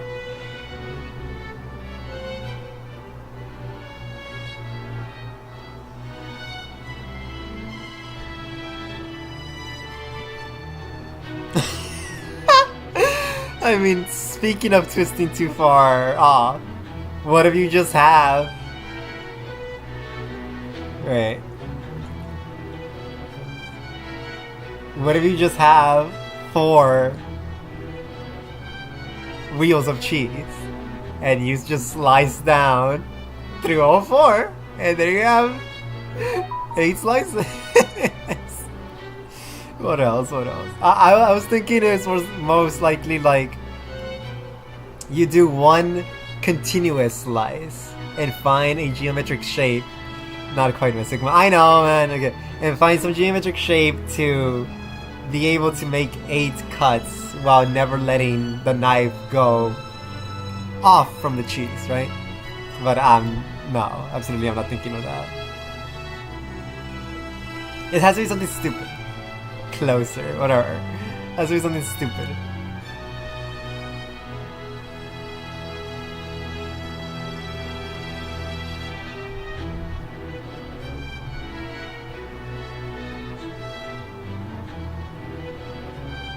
I can't be cut by anything but the knife.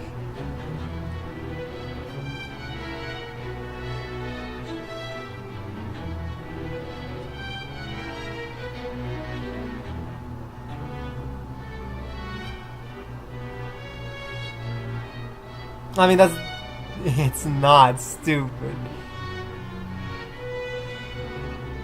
Oh, straight lines, right, so I can't... I mean, well...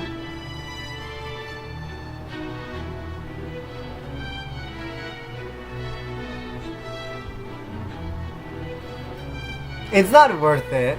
There's no way... Like, I can just...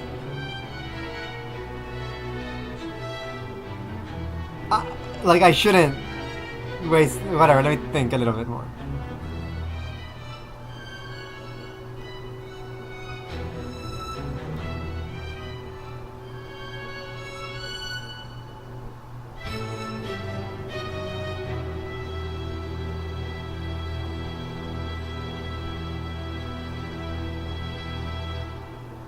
They said cheese wheel, so I can't change it into like melt the cheese first. I mean, I guess you could melt the cheese so that it becomes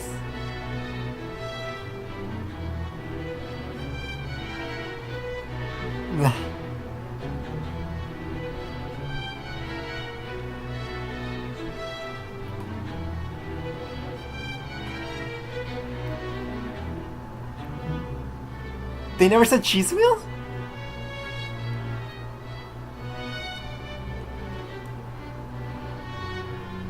Okay, well, final answer. Final answer. You melt the cheese first. That's not cutting it, so it counts. You melt the cheese until it becomes like a sheet of cheese. Like you know, like yeah, like a sheet of cheese. You wait for it to harden back up so it's not melting. Then lad. You melt the cheese until it becomes a sheet.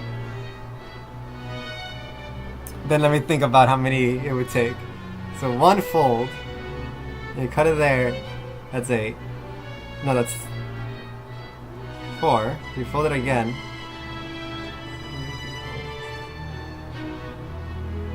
Okay, and you fold that cheese sheet twice over. So, with this little pile of sheets that you created from one sheet, you cut it once, and you would get 4, I mean not 4, 8 sheets. There you go. How long would it take to melt? How long? Brother, who cares? What do you mean? I don't know, man. An hour each. Okay, that's my final answer. There you go. Butler was happy that someone had confirmed his answer. However, at some point, Erika's face had lost its cheeriness. To think that a human other than myself would give the answer 1, and that would be you of all people. Hey, why couldn't the... What does that mean? Finish what you're saying, Ruby. Finish what you're saying. Go ahead.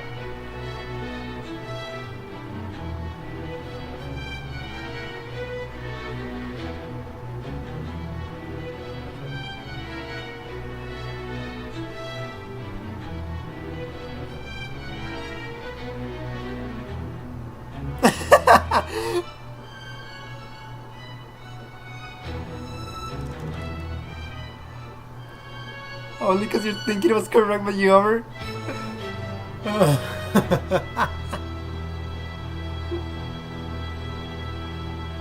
Is that all I've ever done? Just overcomplicate everything, whatever. Your answer was 1 too, Erika. I guess you were also thinking out of the box. After all, it would be truly foolish to simply assume you knew what shape it was after hearing that it was a piece of cheese. That's impossible. Oni-chan got it wrong, didn't he? How could you cut it into 8 pieces with less than 3 slices? How foolish, child man. It says to cut into 8 pieces, but nowhere does it say that they have to be of equal size. It's still impossible. Do you cut it with something other than a knife? The rules say that only the knife can cut it, and that the knife can only cut in a straight line. However, to turn it around, the rules do not say anything besides that. In fact, the shape of the cheese is never specified. I see. When you heard a large piece of cheese, you thought of a flat cylinder like a karabe or something, right? I swear, I'm going insane, man. I read cheese wheel. I guess that's the trick. I got bamboozled. I got God. I'm stupid, man. Move on. Okay, yeah.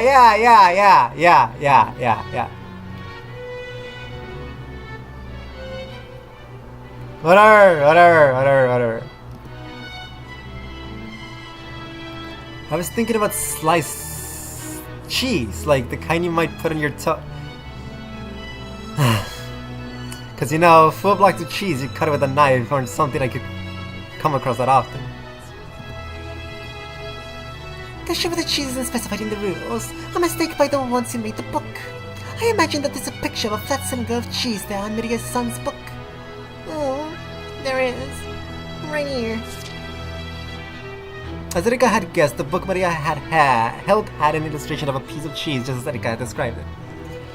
With cheese of this shape, 3 slices really would be the correct answer. You cut it in an X pattern from the top to make 4 pieces, then cut it from the side to double that and make 8 pieces. However, since this illustration hadn't been shown, the interpretation of the cheese had been left to the answerer. That's right.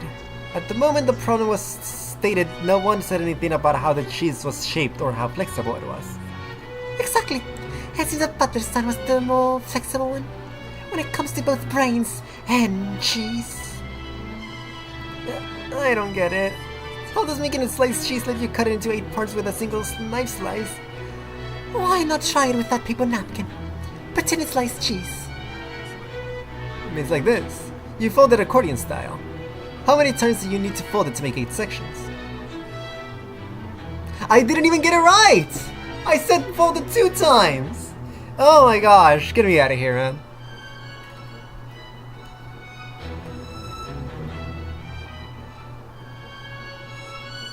Your question said large piece of cheese. He was trying to solve it, thought of a cheese wheel, because that's what you think of. I'm a buffoon, I fell for it. You actually rather often read words there that aren't there, that end up affecting your thinking on some level. It's both of you. I want to end stream.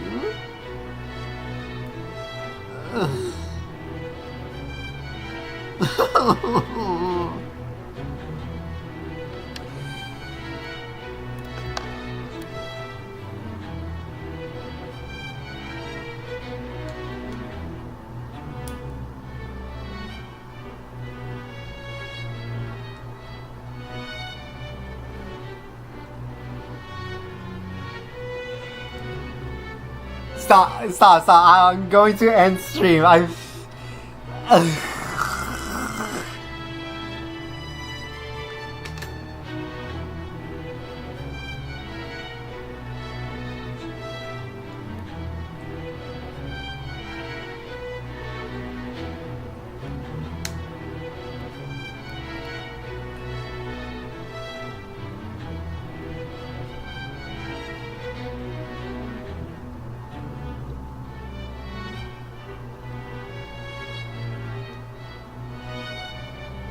I'm getting owned by cheese, man. I'm nothing burger. Anyways, my thinking about was I said 1, but that was because I thought of Swiss cheese with holes, and you could cut through the holes to make 8 slices with one straight cut.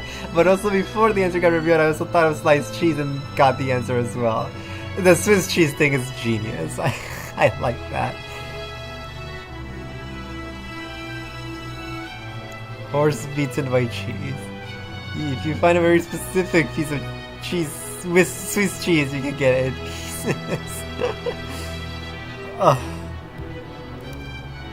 My mood is down the gutter, man. Moving on. 6 times. You fold it accordion style, you alternate between upwards and downwards folds. Once you've done this 6 times, it looks like the side of an accordion. With normal cheese, it'll break if you try to fold it like this. But the rules say that this cheese can't break unless you use a knife, right? I mean, the whole bit, this whole bit is just themes and such and an allegory for the entire mystery. So me failing it spectacularly means that I failed everything else. It is pointless to ever think again. It's pointless to ever stream again. Yes, no problem there. After all, there is a magic cheese that can only be cut by a knife. After folding it, if you start at the top and make a cut right down the middle. You're right.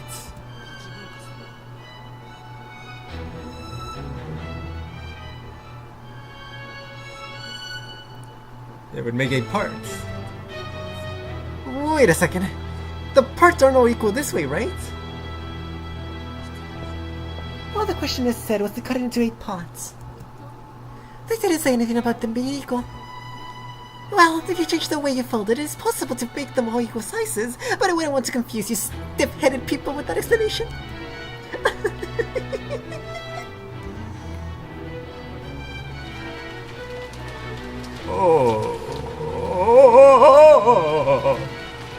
For a while, everyone was stunned. Butler had reached far better answers than 3 by thinking of the problem as a riddle. Erika had already known both answers and had even spotted a mistake made by the book. The others could do nothing but stare at those two in surprise. Incredible. So we were the stiff-headed ones. What an utter defeat. We were thinking in 3 dimensions, but it looks like Butler, Kun, and Erika-chan were thinking in 1 dimension a lot higher. It seems the game with the witch has toughened you up quite a lot. Puzzles without specific rules, in other words, all things not covered by the red truth, are left to the observer's interpretation. It's the most basic of methods for constructing gaps in the witch's closed rooms. What do you think talking about? Is that a quote from some novel? Well, let's call it that for now, shall we? Anyway, I guess this means that everyone's brains are as stiff as rock hard cheese. Without any signs of restraint, Erika looked at everyone and laughed sarcastically. Only Maria didn't notice the venom in that laugh as she happily turned to the next page.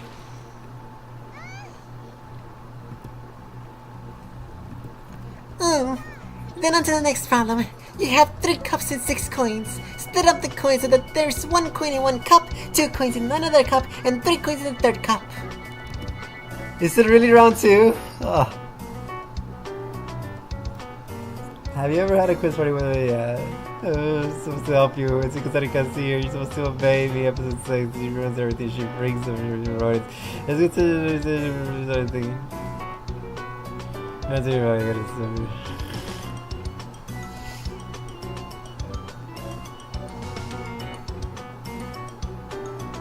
Okay, let's see. 3 coins, 6 cups. There are the coins. There's 1 coin in 1 cup, 2 coins in another, and 3. Okay. Wait, man, what? 1 in 1 cup, 2, and then 3. Okay, so again, the obvious answer cannot be it. Maybe there's more to it. I don't know. Let's read more. Oh. Wait a sec, that's easy. Yeah, that's what I thought of. You stick 1 coin in the first cup, 2 in the next one, and 3 in the last one, and you're done. Okay, I was. However, can you do the same thing with only 5 coins? Oh. Okay. I think she's gonna start. Now, let me think. So, without thinking too much, I think I might actually solve this one. But let me actually start thinking and realize that it's impossible. It's about putting the cups. It's about stacking the cups. It has to be.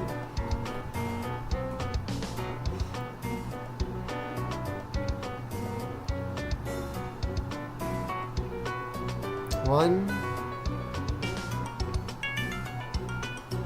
Okay.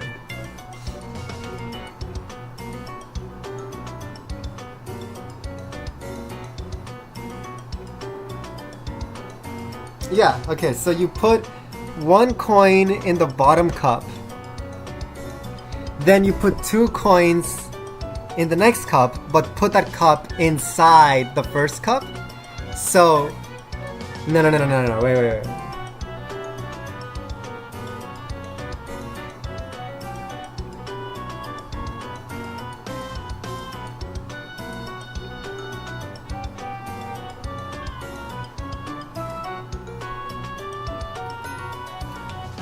I was gonna say because it has 1 coin and then one inside it has 3 coins, so that means that the first cup actually has...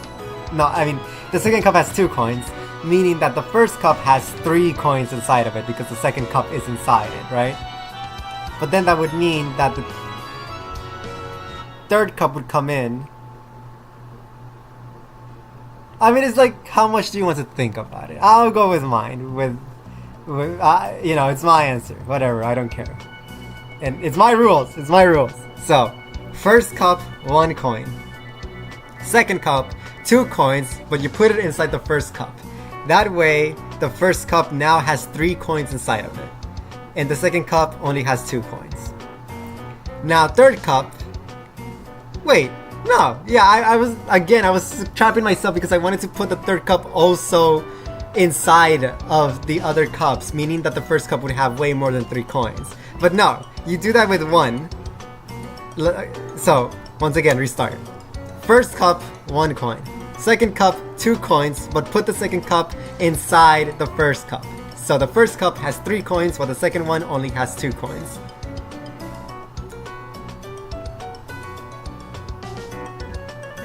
Yeah, whatever, okay. But no, we're still missing 2 coins, that's the problem. No, it's the... Okay, got it. Wait, let me think. Shut up. Okay, boom. Easy. I got it. Shut up, that's it. Next time I speak is the end. So, first cup, 2 coins, not 1. Second cup, 1 coin.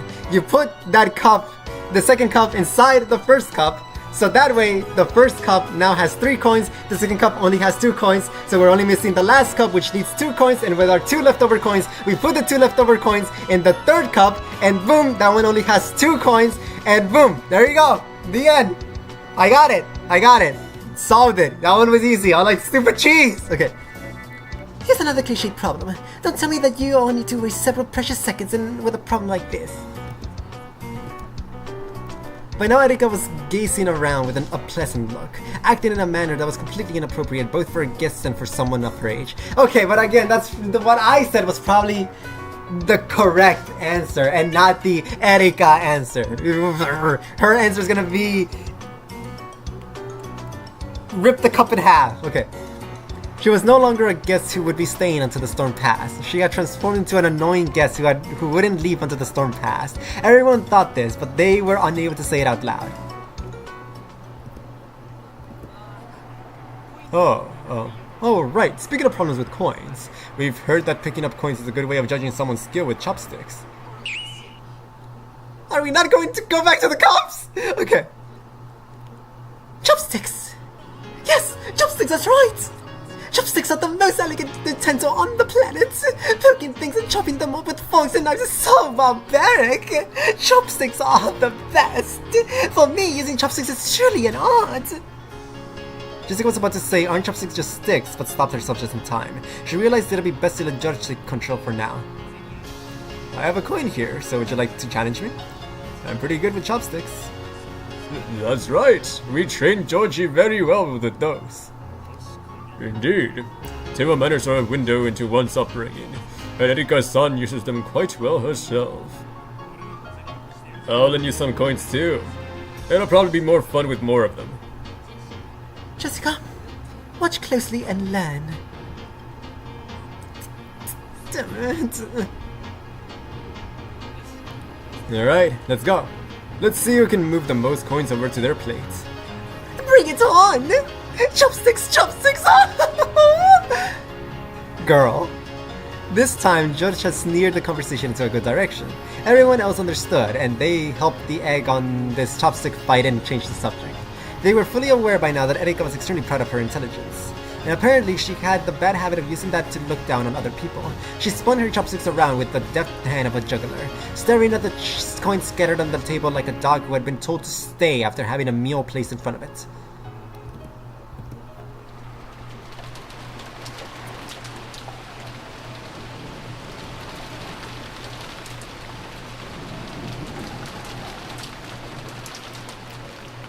There's a lot of dialogue choices in my head, Phoenix, but none of them are okay to say on YouTube. The unsettling sound of the wind had now been blended in with the sound of rain, mimicking the howl of some monstrous beast. Just when it seemed to be crying out sadly, it would suddenly turn into a roar and rattle the window, striking up even more fear and unease within me. Light from the hallway poured in through the thin crack of the slightly open door. Thanks, Sems. I am happy because I solved it, and no one can tell me otherwise.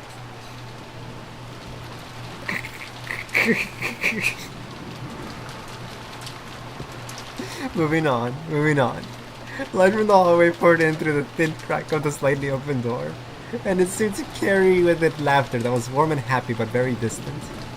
Eat dirt, losers. I'm sure everyone in the dining hall or somewhere having a good time. I want to go there as soon as I can. I'm sure my family will be there. I hate being all alone in a place like this. Dad. Mom. I stubbornly tried again and again to get that door open, but the merciless chain just wouldn't let it open any further than that crack. Okay, I thought this was new baby Beatrice, not Shannon. But I no longer think that again. Who is this? On the contrary, feeling this close to a way out just made me more impatient. I quietly closed the door. Oh crap, I skipped the part. Gulping and trying to ignore the fear lurking behind me, I quietly closed the door. The light coming out of the crack is just a trap. An iron shackle making it look like I'm an inch away from freedom, even though the door will never actually open. A shackle trapping me in here for all eternity. I need to get out of this creepy room as soon as possible. When I closed the door, all that filled the room were the eerie sounds of wind and rain. The way the wind picked up every now and then and shook the window frame felt like a monster in a cage shaking the bars. I was so scared of that monster I couldn't help but avert my gaze from the window. Gotta search. If I can't get out of the door, I need to find another way out. Just to the side of the door was a closet. There's only enough space inside to hang overcoats. Of course, it didn't connect to anywhere outside the room. If this were hide and seek, it would probably be fun to hide in there. However, inside this creepy room, it'll be no better than stepping into my own coffin. If I go in there, maybe I'll find myself trapped in the closet next. This fear I didn't understand sent a massive shiver up my spine, and I closed the closet door in a hurry. There's one door left. When I opened it, there was the bath and toilet. Of course, there was no exit. There weren't even any windows. If I turned the faucet, water would probably come out, then disappear down the drain and flow outside. But I couldn't get out that way. Unless I went into the bathtub, it was with the stopper pulled out of the drain and smashed my flesh and bones to bits. I had the feeling that this was the only way out. So the black stopper in the bathtub drain looked extremely terrifying. I tried a lot of things, both mentally and physically, but there really was no chance of me getting out through the bathroom. Next is the window. Beyond the window was a pitch black darkness. The fierce winds and rain are slamming against the glass. The darkness on the other side of the window may have been unsettling, but I didn't really care where I went, as long as it got me out of this room. However, the window was clamped shut. Right down the middle of the window, which was made to swing open like a set of open doors, double doors, were several ugly metal clamps. It was even more unnerving than the chain on the door, like a rough operation scar on some bizarre monster.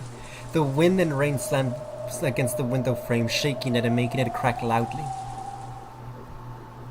However, unlike the door, this wouldn't open even a crack. I've had enough. Give it a rest already. What the hell is going on with this room? I've had enough of this creepy room.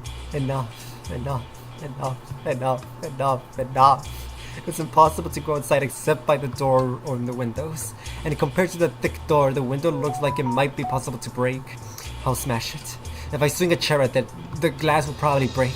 I might even be able to smash the wooden grid and that runs through these latticed windows. All I need to do is make a gap large enough to slip out of. I grab the fancy-looking antique chair and headed back to the window. Smash it! Over and over. The glass smashed with a violent sound and the frame groaned and creaked. Smash it, over and over. If I could just break through the wooden grid, damn it, what the hell? Even though the glass had been smashed apart, even though the cold rain that blew in tormented me, I just couldn't get that grid to break. They weren't iron bars. It was just a slender wooden mesh. Even though it's fragile enough to make that creaking sound, why doesn't it break? No, wait. Maybe it's almost broken. What if I try attacking it from a different angle instead of just smashing it head on? I stuck my left hand outside through the hole in the broken lattice window, grabbed the frame from the front with my right hand and tried to break it by shaking it around from both sides. My left hand started to glow ice cold from the frigid winds and rain. When I shook it, fragments of glass sticking out from the broken frame poked into me, and my wrist was soon stained with blood. But if I can just get out of here, this much pain is no big deal. But I can't get out. I'm stuck, and it won't open. I can't break it. The more violently I shook the frame, the more the glass fragments tore into my left wrist, causing me more intense pain. Wait, what? Ow, ow, ow, ow! Before I realized that the glass fragments of the frame had extended outwards. It was as though an ugly beast was trying to chew my hand off with glass teeth. It didn't just feel as though they were growing outwards. They actually were getting longer before my very eyes. And they're chewing into my hand into bits. I tried desperately to pull my hand out, but it had already dug deep into my wrist and I couldn't move it. I put all my strength into it, but it just hurt more and more. The glass didn't even budge. What the hell? Damn it! Let go! Let go! Let go! I hit the glass with my right fist over and over, but that just hurt my right fist and did nothing to release my other hand. Just then, my left hand, which was still exposed to the rain outside, brushed against something slimy. What? I couldn't have been a leaf blown about by the winds or anything like that. I mean, it felt just like the touch of someone's rain-soaked hand. Then, it closed tightly around my left hand. When I felt the 5 fingers, I knew that some person out in the darkness was touching my left hand. And, yes, I know who it is. It's the witch. The terrifying witch who rules over Ronkinjuma's night. The 2 hands soaked in the freezing rain gently caressed my left hand. However, though I could tell what was happening by touch, I couldn't see anything out there in the darkness. Then, I felt about my fingers and twisted my ring finger upwards. It's gonna break!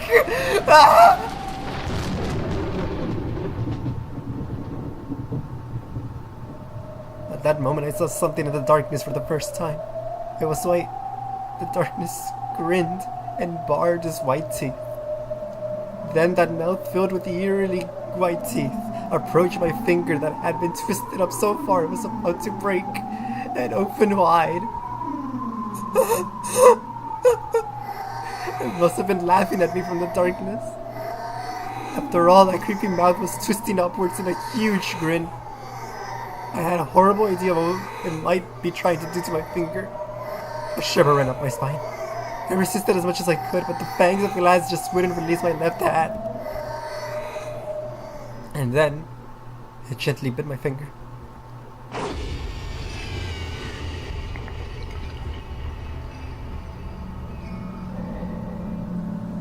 Flesh and bone were crushed and torn apart in an instant. Crunch, rip, tear, squelch, splat.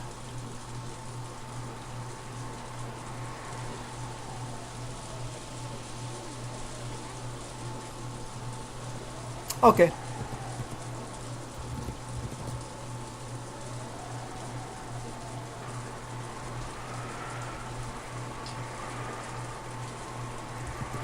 Water break.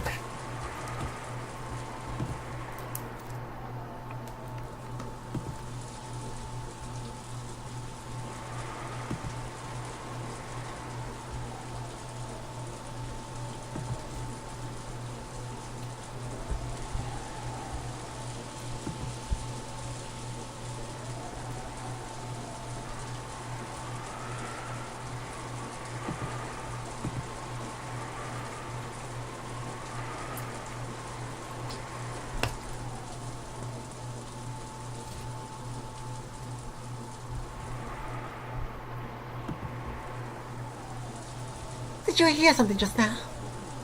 I think I heard it too. It sounded like a clunk.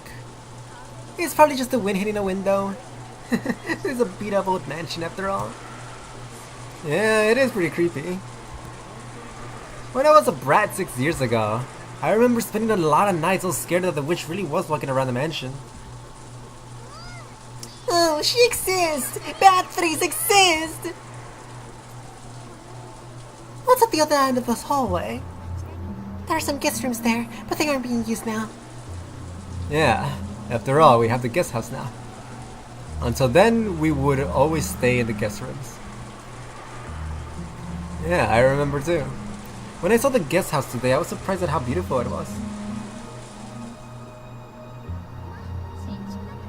Well, that's because it was just built. I wish I could move my own room over there. Shannon, Erika-san's room is the guest house too, right? Yes. We have prepared a room for her in the guest house. And since the guest house is a good distance away from the mansion, no matter what kind of trouble happens, you can't hear what's going on in one from the other. Huh. Are you still in detective mode? Sounds like you'll be all bummed when we all wake up tomorrow and manage to say good morning to each other. True. At least one of us had better be gone by tomorrow morning. Right? Allow me to guide you all to the guest house.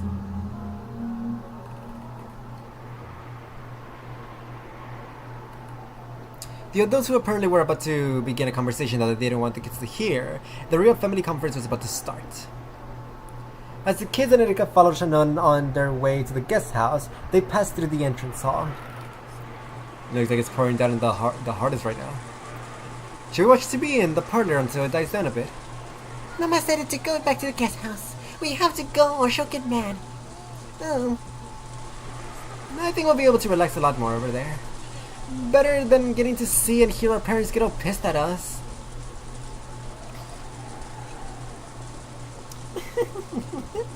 it looks like everything's falling into place. Erika giggled and openly this indiscreet look on her face. I'll go get the umbrellas for everyone. Please wait here. Oh, wait a second. It's been bugging me for a while. Who's that woman in that painting? Well, to be honest, I already know that it's Bounce's portrait. Still, we only just walked past it in the last game, which is no fun. Erika whispered to herself, but of course no one heard her.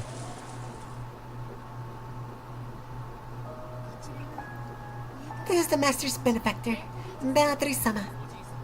They say she gave grandfather a vast quantity of gold, meaning that she's to thank for the Ushiriya family's revival. She's just a witch of grandfather's delusions. Supposedly, her ghost walks the corridors of the mansion every night. Hey, quit it. That story always freaked me out when I was little, and it always made this mansion feel terrifying after night fell. Alright, that's true. What about now, 6 years later? Oh, I totally forgotten, but looking at this portrait head on, I can feel that old fear coming back a bit. Oh, Beatrice isn't scary. At least as long as you respect her. If you don't...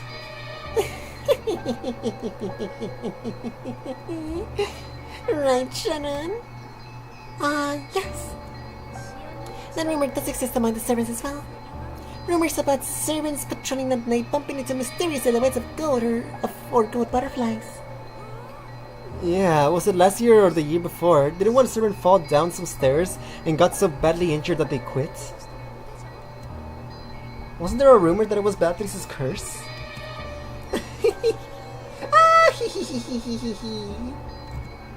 Jessica told it like a ghost story trying to scare Erika, but Erika just laughed disdainfully.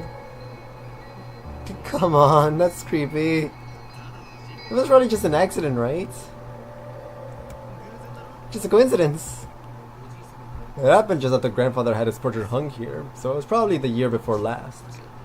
In fact, if I remember this, here's the staircase a servant fell down, right? Yup! After all, this insanely huge portrait really stands out. Shortly after it was put up, everyone was talking about it, what it might be. And then, when the accident happened shortly afterwards, people started calling it Beatrice's curse. So these ghost stories about Beatrice started after the portrait was put on display? No. Rumor about Beatrice and some ghosts walking around were around even before that.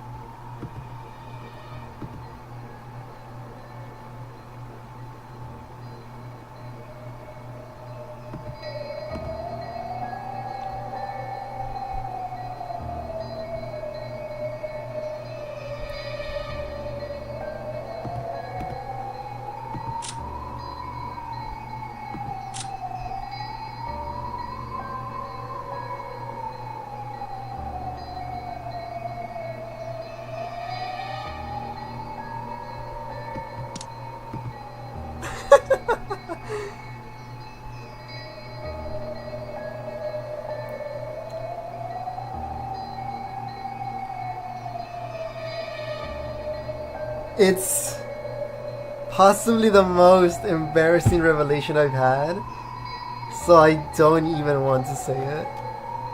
Moving on. No, rumor about Beatrice's ghost was walking around even before that. However, I do think those ghost stories grew in number after the portrait was put here.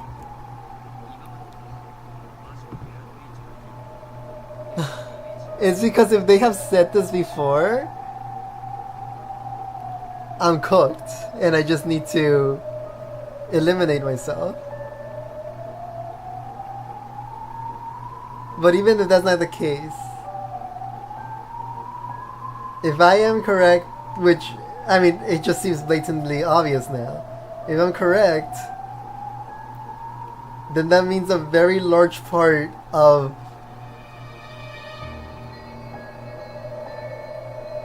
a lot of things that I've been thinking of have been utterly wrong. Not a lot of things, but like a major part of it.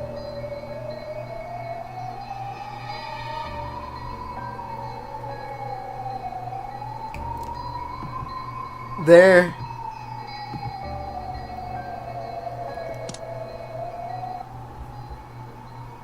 Well, I'm not finding everything, but they're saying that the portrait was put up 2 years ago.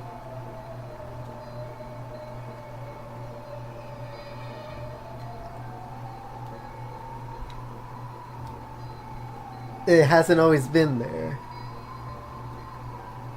Wait, I think I might have gotten my math wrong. Wait.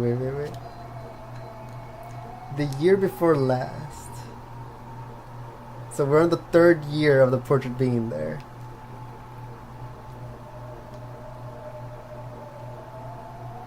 Okay. Never mind. I think we're good. I think we're good.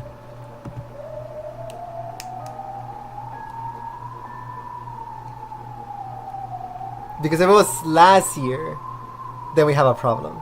But if it's the year before last, I think we're good. Because that means that we're in the 3rd year. This is the 3rd family conference with the portrait on display. And Kinso died last year. Well, I mean, am I misreading? They said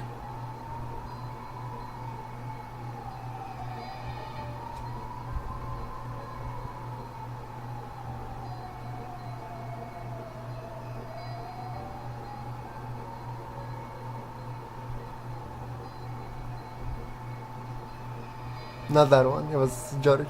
Yeah. They're talking about the accident. They're talking about the accident of the servant falling. And George says, it happened the accident happened just after grandfather had this portrait hung up.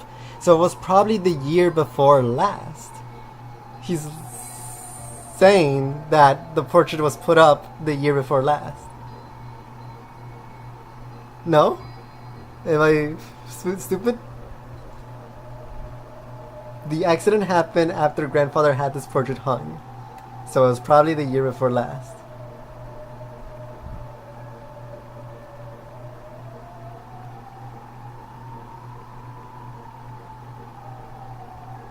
But I reread Bettler's dialogue, and it doesn't indicate that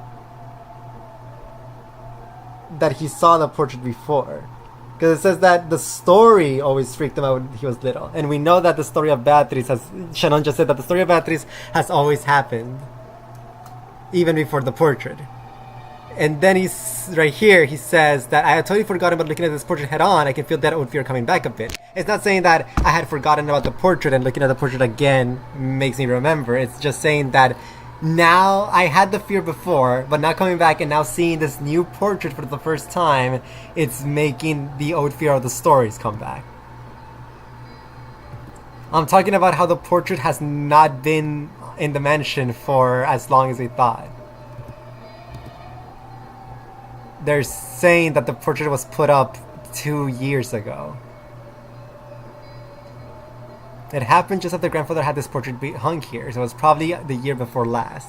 But either way, I guess it's a neat little thing that it's a recent portrait because it doesn't matter too much. Because the other thing I was thinking of why it was freaking me out was I thought Kinso died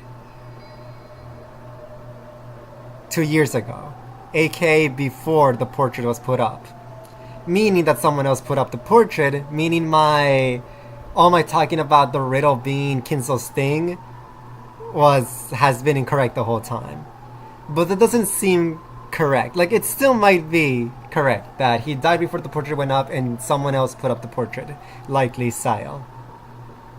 So the riddle is Sayo's thing, not Kinso's thing. So I'm okay with that. It just makes me feel silly that how much I've been attributing it to Kinso, but there's still a piece missing, that is the Natsuhi in the family conferences. They've only lied about Kinso's death for one family conference. And then this year, they're going to try to lie about it again. So it's only 2 times. Meaning that year 1, Kinso puts the portrait. Year 2, Kinso lies, and during year 2's family conference on October, they lie about his death. Year 3, which is where we are right now, you know, Kinso's still dead, and they will lie and fail to lie about Kinso's death. Meaning that year 1, where the portrait went up, Kinso was still alive. Meaning the portrait is still Kinso's idea, and the riddle is still Kinso's thing. But there could be the chance that Kinso died during year 1, but after the family conference of year 1, meaning that he was already dead in year 2, and in year 2, Sayo put up the portrait, and during October of year 2, Natsuhi had to lie about Kinso's death from last year, after the family conference of last year, and now we're in year 3. So, you know, it's a bit complicated because we don't have too many pieces yet, but I'm just we shall save this piece of information for later. That there's a possibility that the portrait was never even Kinso's idea, and the riddle doesn't even have anything to do with Kinso, so the whole my beloved wish of home or whatever, river of home, has nothing to do with Kinso and it's actually about Sayo. But then that brings up the question, how did Eva figure out the riddle if she was using Kinso's birthplace? So, you know, it's likely I am wrong, and there's nothing to feel silly about. Just a neat little thing to think about. Moving on. I'm glad I didn't come out of this feeling extremely stupid, as I thought I would. Okay, I remember now what happens. It's Umiful sending Fat Butler instead of helping me, so I had to think about it myself. Oh, good. Well, that's good, Sams. Forget about them. They suck. You gotta fend for yourself, you know? I'm proud of you. It was Yules, it wasn't me. He's so round.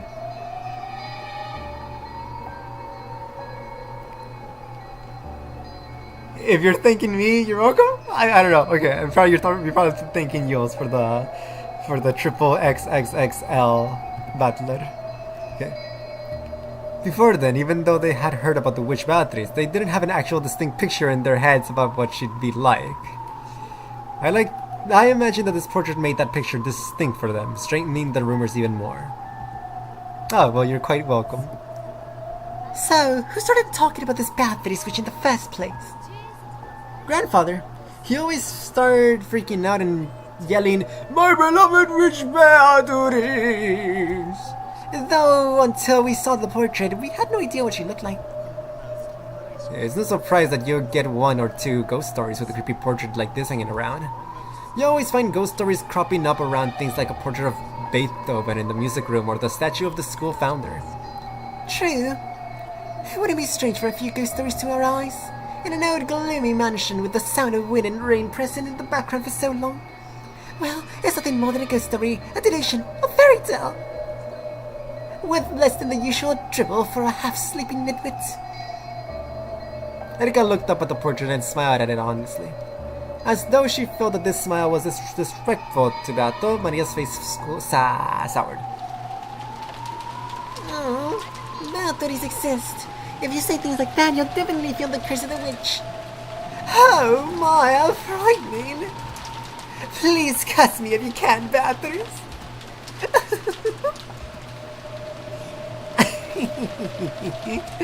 So, if we find you mysteriously dead next morning, you won't know as the curtain rises on the witch's murder case. But you're a detective, right? Wouldn't killing the detective off in the beginning be a bit too radical? Ah, that would be troubling. That would get in the way of the crime scene inspection. I see. After all, even the Nox rules don't prohibit the detective being killed. I have just what you need. It's a charm that'll protect you from bad things and scares. A charm? You have a charm for something like that. Axel, you got a Jessica impersonation of Kinso, yeah? Yeah, I do. I love doing characters impersonating other characters. After fishing around in her bag, Maria pulled out a string of beads attached to a medal that looked like it had a scorpion drawn in it. It looked like a cheap prize from an arcade or something. No, Erika's going to be mean about it, bro. Skip. What's all these? Oh, they're magic repelling charms. Their effect is very weak, but if you use them, you'll definitely be able to avoid Beatrice's curse all night long. I heard that spiderwebs are also useful for repelling magic. Oh, that's probably because Bato is the incarnation of a butterfly. Huh? Wasn't it the evil spirits of Ukuji Kishima that were weak against her? That Kumasawa-san knows a lot about that sort of thing. Witches and evil spirits. That is getting a bit interesting. Would you mind telling me about it in a bit more detail when we get to the guest house? Here are the umbrellas for everyone. It's still raining very hard outside, so please take care. Shinon handed out the umbrella she had brought. Everyone headed towards the exit. The only one allowed to be mean to her is her mother. I'm not going to agree. Then, when there were none left standing in front of the portrait, a gold butterfly appeared. It expanded out into a golden splash, becoming a human form. In the hall empty now that the children had left, Beato stood alone inside and looking up at her own portrait.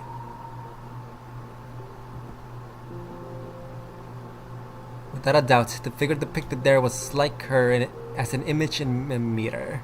However, it felt as though its eyes and expression were just a little different from hers.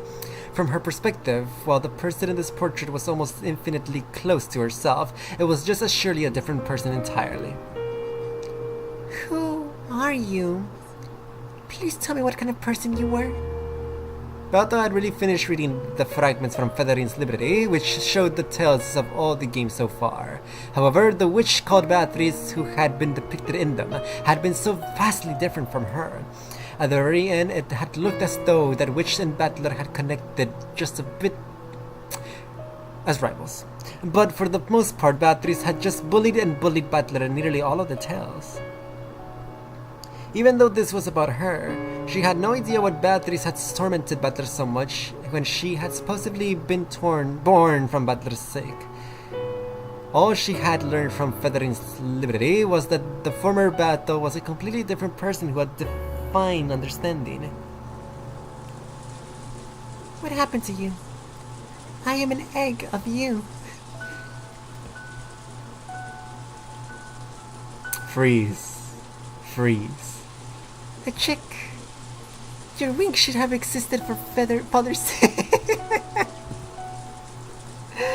Just when did you have one of those torn off and ended up so drastically different? She had listened to the conversations Butler and the others had just been having. Beatrice can handle scorpion charms. Beatrice can't deal with spider webs. She wouldn't have wanted to touch either of those by choice, but it wasn't as though anything terrible would happen if she did.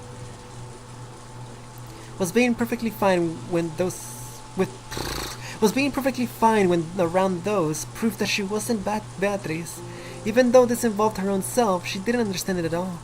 So she gently gazed into her own eyes on the portrait. It felt as though the truth hid behind those eyes. Beato slowly approached the portrait, and then she lightly touched it.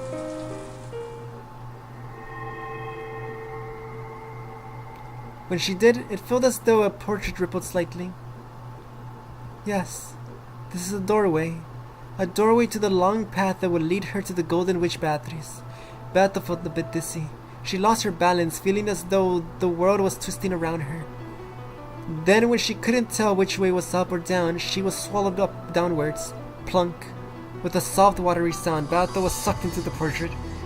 Mario 64.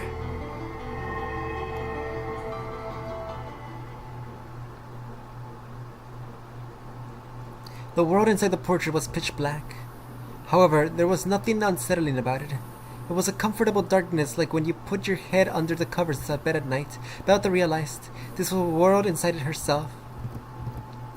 So, despite the darkness, she felt a warm embrace.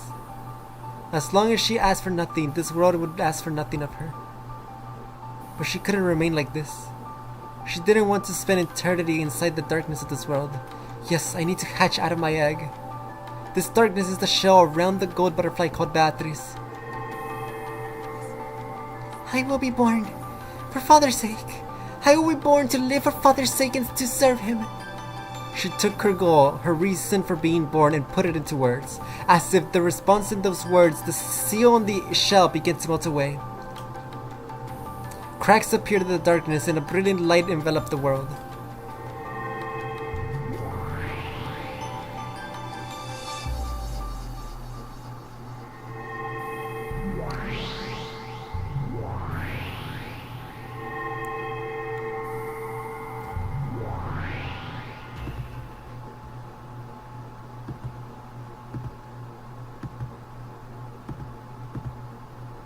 And so, Beatrice was born. Huh?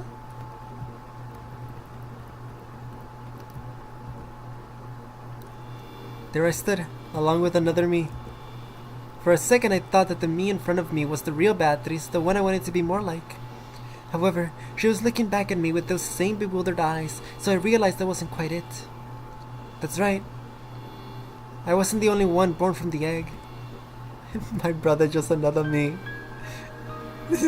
Now there's two of them.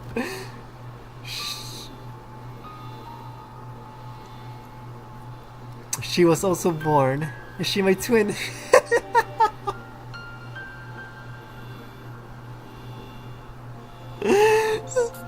No, it feels a bit different. How can I put it? Both of us are liking something and immature. Yes, both of us are chicks, but we are also fragments of the true Beatrice. It felt as though we could become the real Beatrice together. No one explained this to us. However, we naturally understood. I decided to talk to this other me.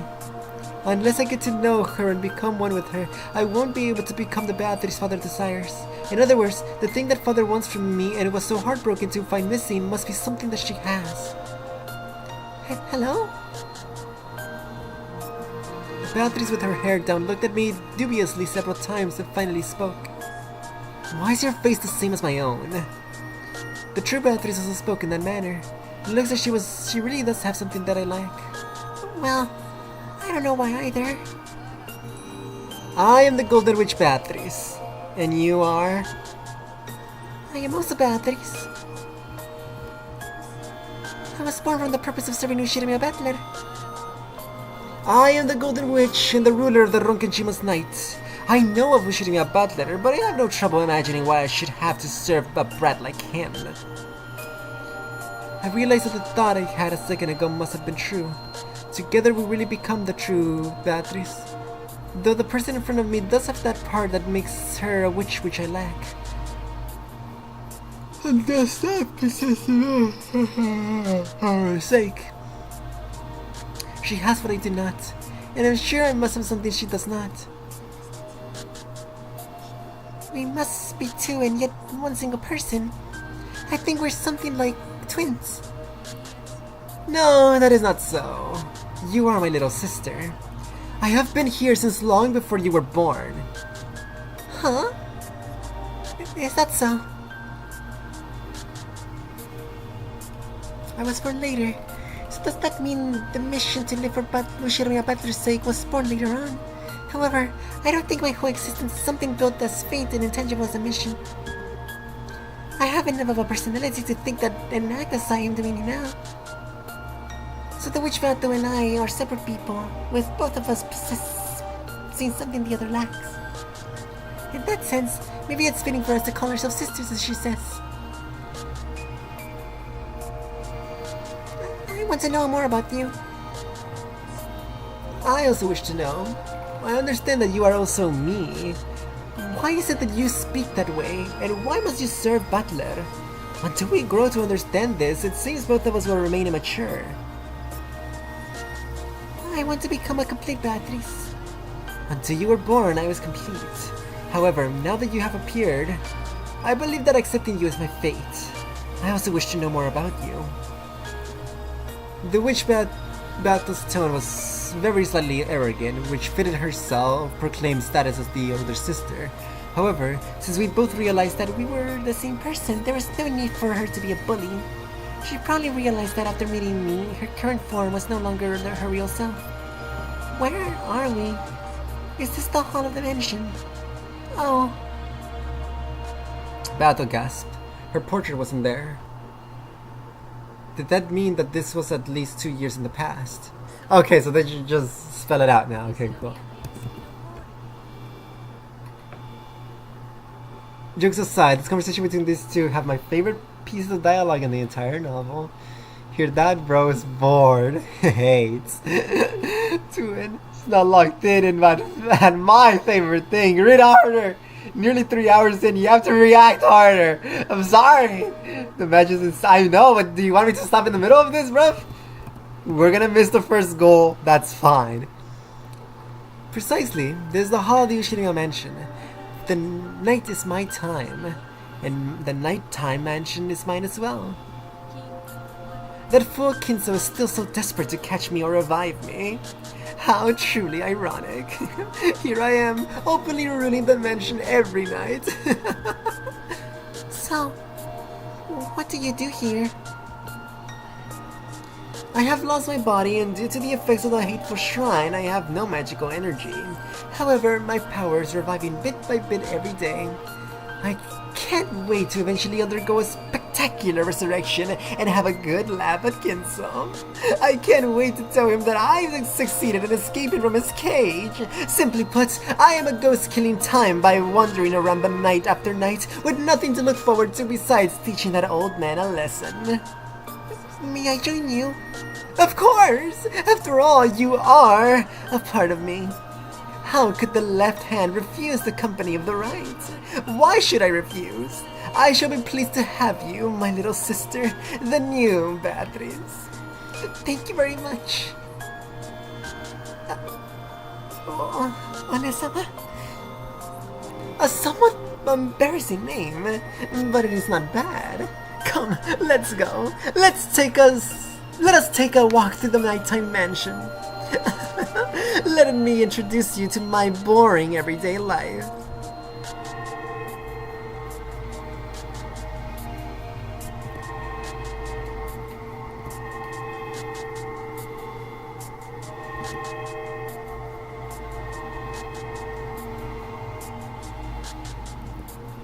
The two Beatrices changed their forms into two gold butterflies, flittering suddenly into the depths of the shadowy mansion.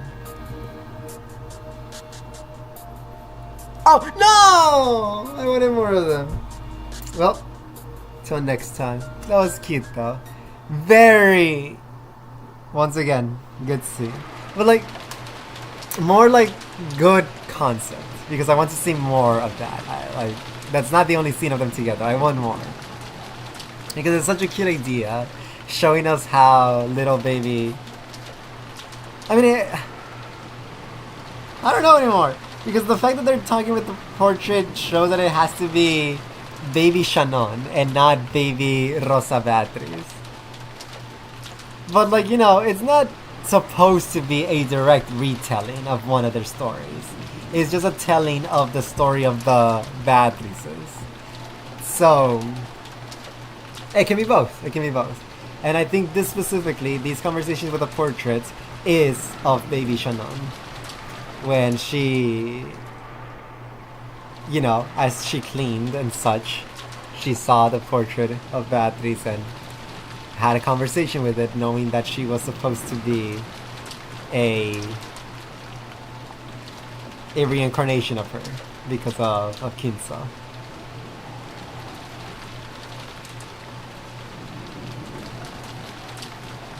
Yeah.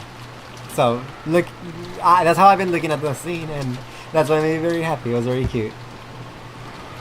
Having a glimpse into baby Shannon's head and how cool she saw Beatrice in the portrait. It's like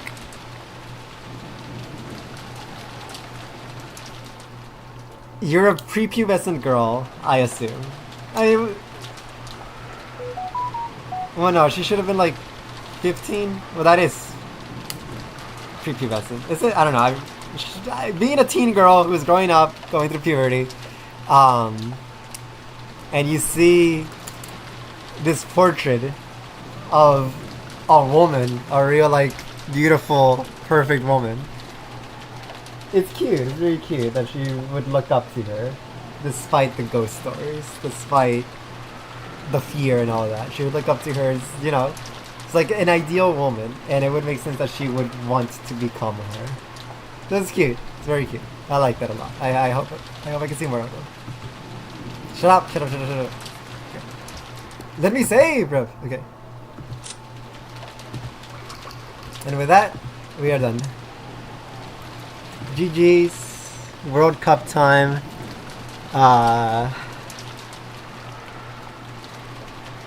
Yes. This episode is really good. This episode is really good. Discord. Yeah.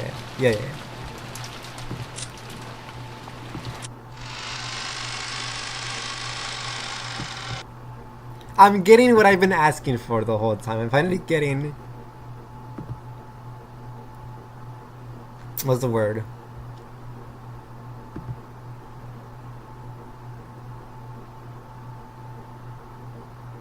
Insight. I'm getting insight into Shannon, Sayo, Yoshia, Kanon, Beatrice, the woman behind the slaughter. So I'm finally getting to understand her, so that's good.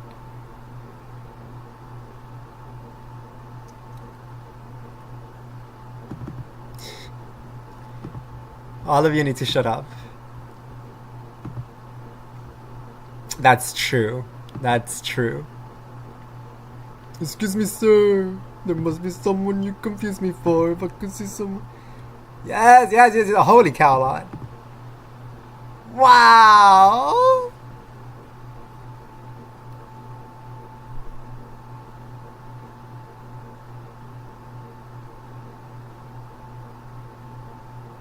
They're so pretty.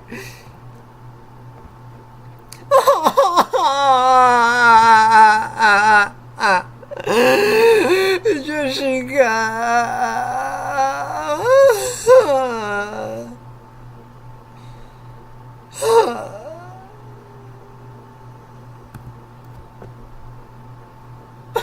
Why is she so round?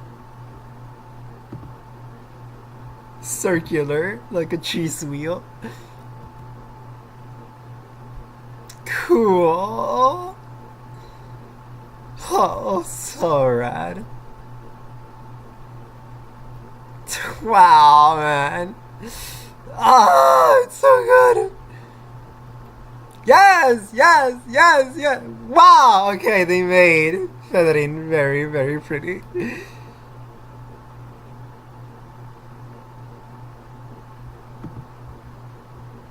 Stupid.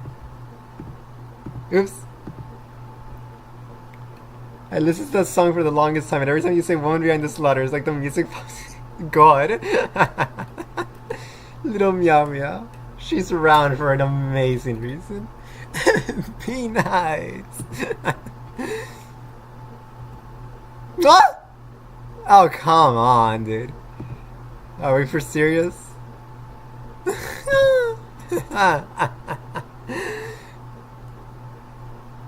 So cool. Ew, man, what is she wearing?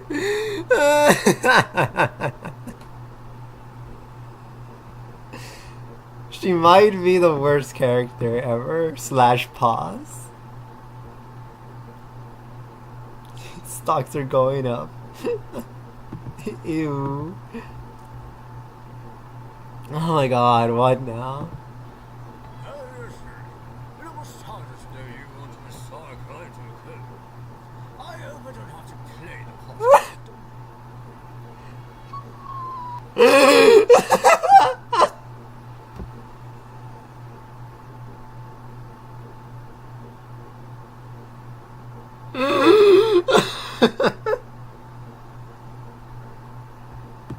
I like that one a lot. That was instant.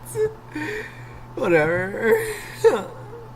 I miss them so much. I miss them so much. Okay.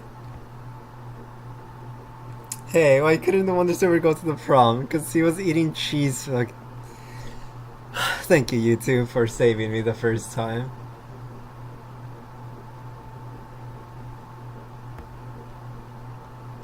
Can I say something? I'm going to...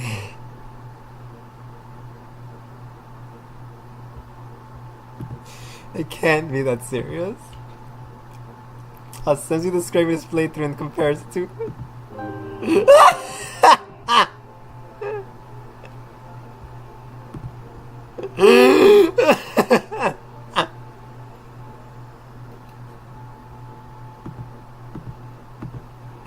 Okay. Oh, she's so stupid, man. Oh. Dude.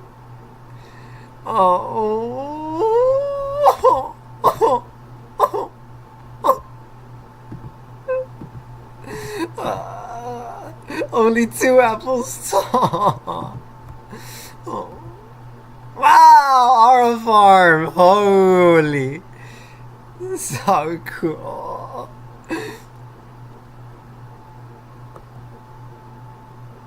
Oh, gosh. It's a good cat. Terrible, malicious cat.